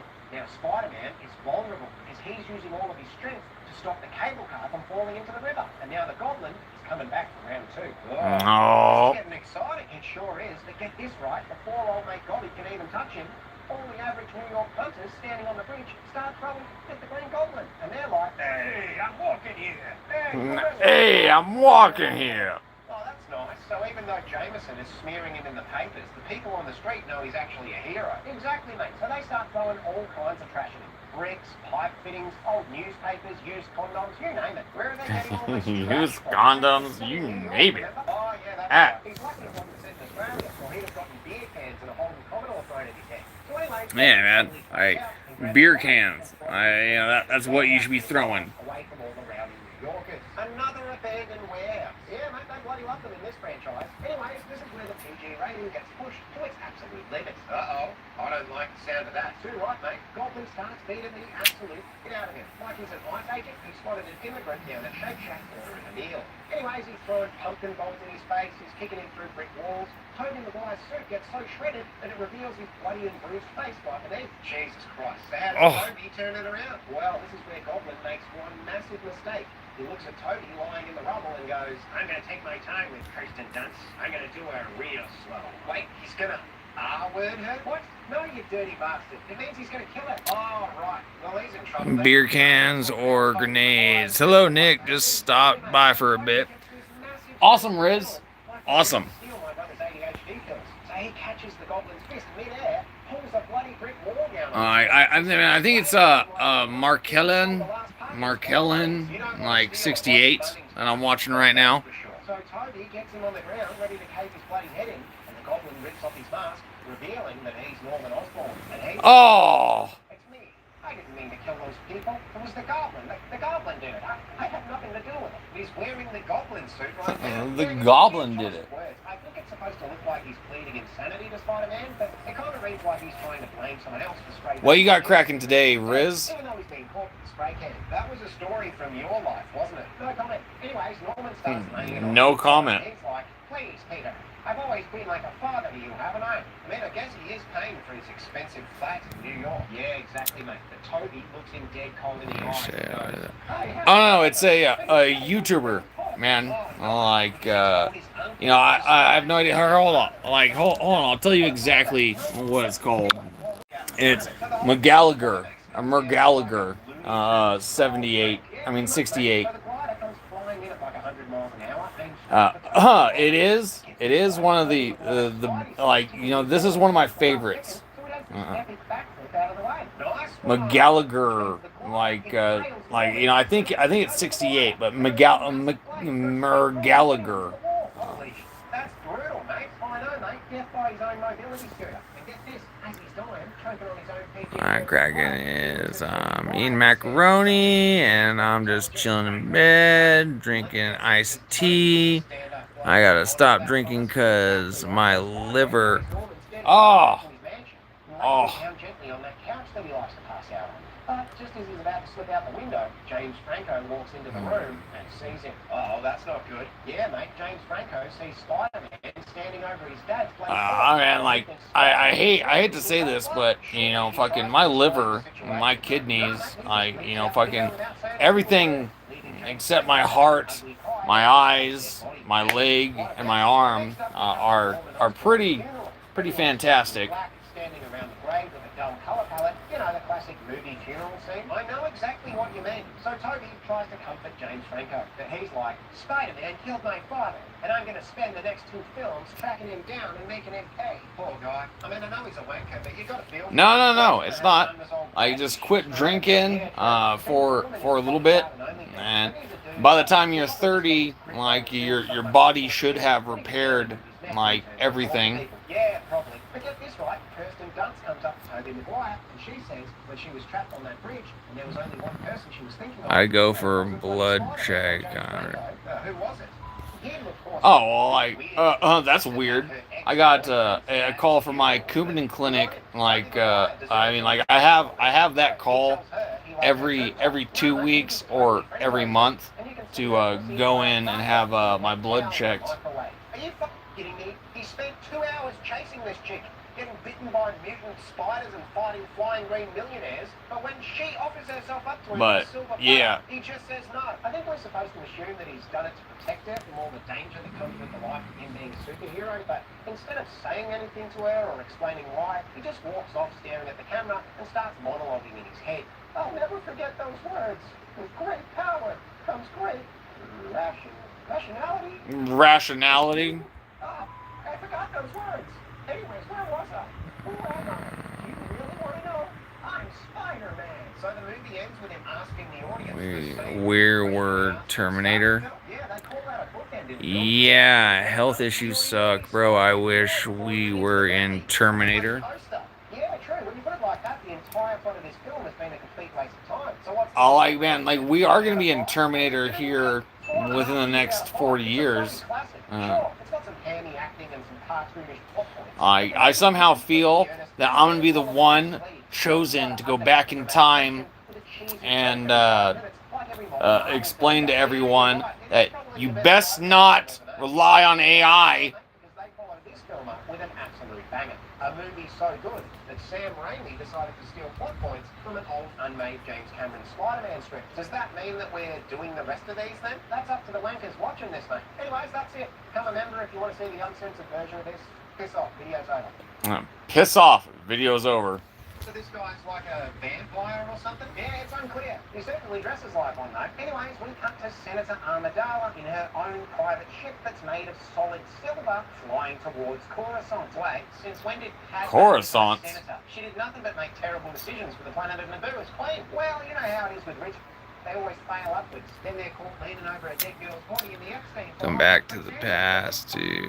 Rich people. Oh, I know, right? Yeah. Oh, well, actually, it's gonna be come back to the past so I can bring a steel reserve, so they can genetically modify it to the future. We're making our final descent to Coruscant. You're right, that is a pointless scene. So what's she doing in Coruscant then? Well, get this, because of the separatist movement, she's trying to get a vote approved to form an army of the Republic who can help the overwhelmed Jedi uphold peace throughout the galaxy. Throughout the galaxy. It's changed so much since the first movie. You mean the fourth movie? You know what I bloody mean.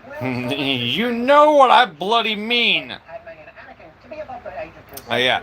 Like Aussie Man Reviews and Gallagher, Gallagher.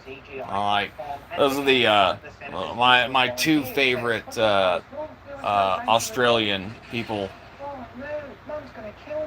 I mean, Grand Line Review and New World Review, like, yeah, her inability to govern the tiny planet of Naboo that has led to the decay of the entire Republic. But anyways, we'll get back to that later. So then we get the reveal that it wasn't bloody Amidala at all. It wasn't? Nah, mate. It was one of her decoys.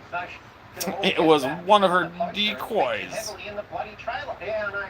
Oh, 10 minutes to 3 hours. Padme runs up to her decoy and she's got it, isn't she?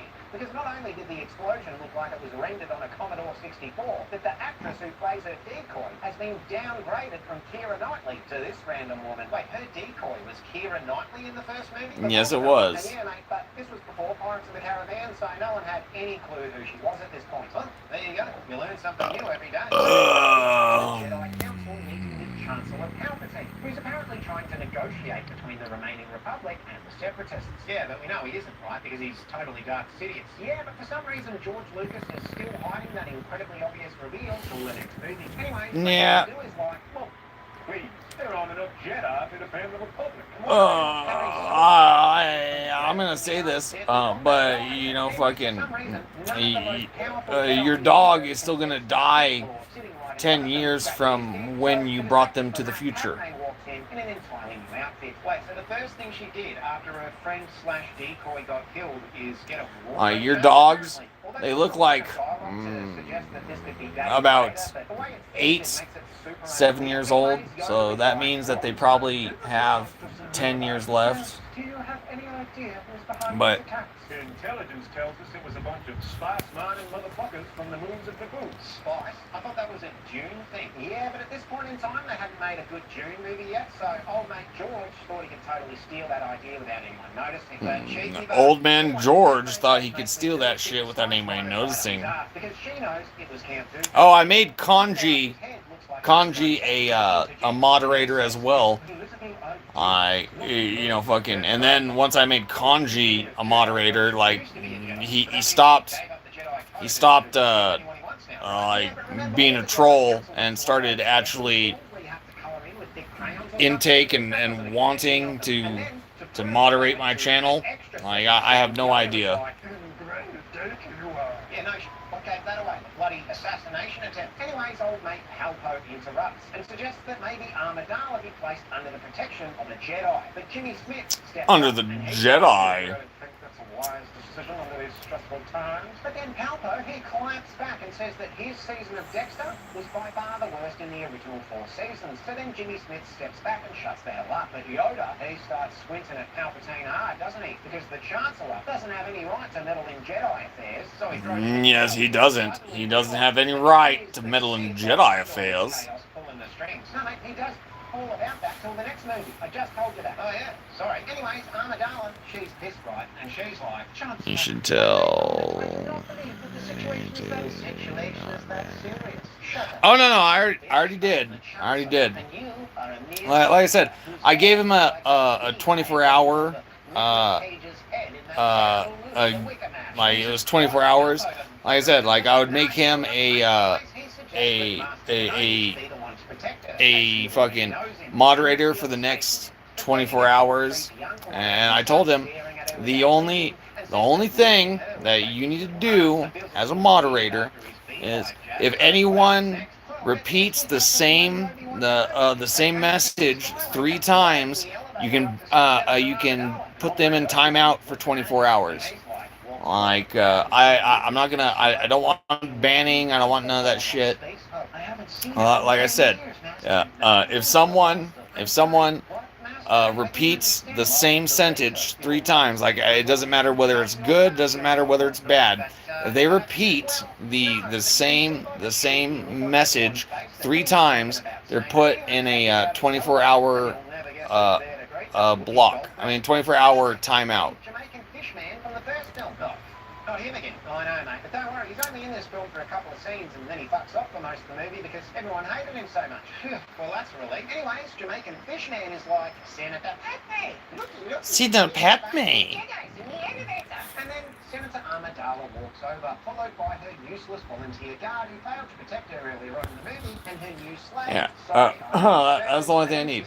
No, you don't ban no one, like, because it's all freedom of speech, but fucking, if they continue, they say the same thing 3 times, put them in 24-hour timeout. Senator Amidala walks them over and offers them a seat, and her useless bodyguard feels like this is the perfect time to introduce himself. So he says his name is Captain Typho. And Typho, what kind of name is that? Yeah, I know. I think it's short for typhoid. The captain is named after a type of bacteria that spreads in drinking water when it's exposed to fecal matter. Yeah, pretty much, mate. Anyways, Captain Typhoid is like, well, I'm glad you're here, Master Kenobi. My mum is pissed at me for almost losing my job and getting the senator killed. I think this situation is more cooked than the senator realizes. I don't need protection, especially if there is... I don't need protection. What I need is answers. I want to know who's trying to kill me. But get this, Obi-Wan tells her that they're only here to protect her and not to start an investigation. But then Anakin totally disregards Obi-Wan and says he was... That's some channels on YouTube, mods, He doesn't say that. Well, no, you can see... Well, man, that's why I put standard mod. You know, just like you have standard mod. There was another thing that said like moderate the channel. Like, you know, I was kind of like lost with that. Like, you know, I'm gonna have to look into that. But you know, it said manager monetization, and like, you know, I said no, standard, put standard. Turns out it is her. Damn, Keira Knightley, Rose Byrne, Natalie Portman. Naboo is like going to Switzerland. They're just hot chicks everywhere. Switzerland? Yep. Alright, I guess I know where my next holiday will be. Anyways, Amidala can't take the cringe and awkwardness that Anakin has brought to this meeting, so she just pisses off, and then Captain Typhoid tells Obi-Wan that he's stationed his men on every got about 2 minutes and 40 seconds. And that led to the invasion of her entire planet. Yeah, good point, no idea. Anyways, after Padme walks off and Anakin starts to get all emo as he watches her ass as she walks away, he decides to pop in his AirPods and play My Chemical Romance's The Black Parade, and then he starts burning himself with a hot metal ruler. I don't know about that joke, mate. That's a bit dark. Pissed off. Anyways, Anakin starts having a whinge to his old mate Jamaican Fishman, doesn't he? I've thought about her every day since we parted. And The novelist never joins, though. Yeah, not sure what is either. I only have one as the moderator. Oh, I'm a moderator on the novelist channels.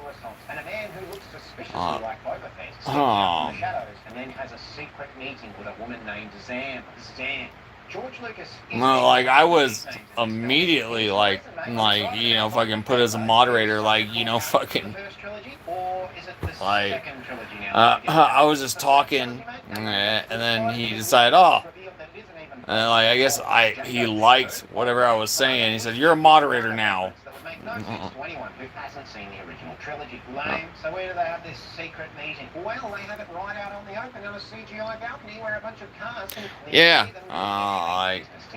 I've only watched one stream that he was on. And now they're about to up the stakes. So Django was like, oh, our client is getting a bit impatient. Looks like we'll have to try something a bit more drastic. Oh, what the hell is this? It's a bug in a jar. Bloody thing almost bit my dick off. So and he made me moderator, yes. Interesting. So who's this mysterious client then? Well, they don't tell you that till later in the movie, do they? You bloody... They don't tell you that till later in the movie. Later that night, and says that he's gotten a bunch of Maori bouncers to check the bottom. So we got like about 40 more seconds. So anyways, Obi-Wan is like, any activity up there, quiet as a tomb, quiet as a tomb. Who says that? I don't know. Because, like, you know, I want to go outside and listen to my music loud, so like that's the main reason. Don't worry, she programmed Artem to warn us if anything enters that room. Why would she trust her life to a random droid she barely knows? Well, because a random droid she barely knows? And despite him having no real good ideas on how to do it properly, he just decided to do it anyway. Fair enough, so what happens next? Well, get this, turns out Amidala and Anakin have decided to use her as bait like she's a small immigrant child. Oh, yeah! Yeah! I forgot about that. The WW2 marching song. Yeah, I will most definitely play that. I had totally forgotten about that. Hell yeah.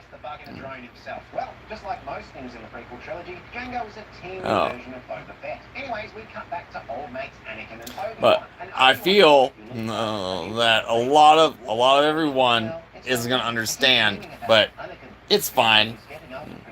It's fine. Oh, chickens march. Yep. Like the chickens march for the immortal tank. Yeah. See, what was that called? Is WW2 marching song. Yeah. But anyway, I will be back later on. We will see like how my WW2 marching song goes outside. I love you guys. Stay tuned. Someone is suspicious of him. I know, right?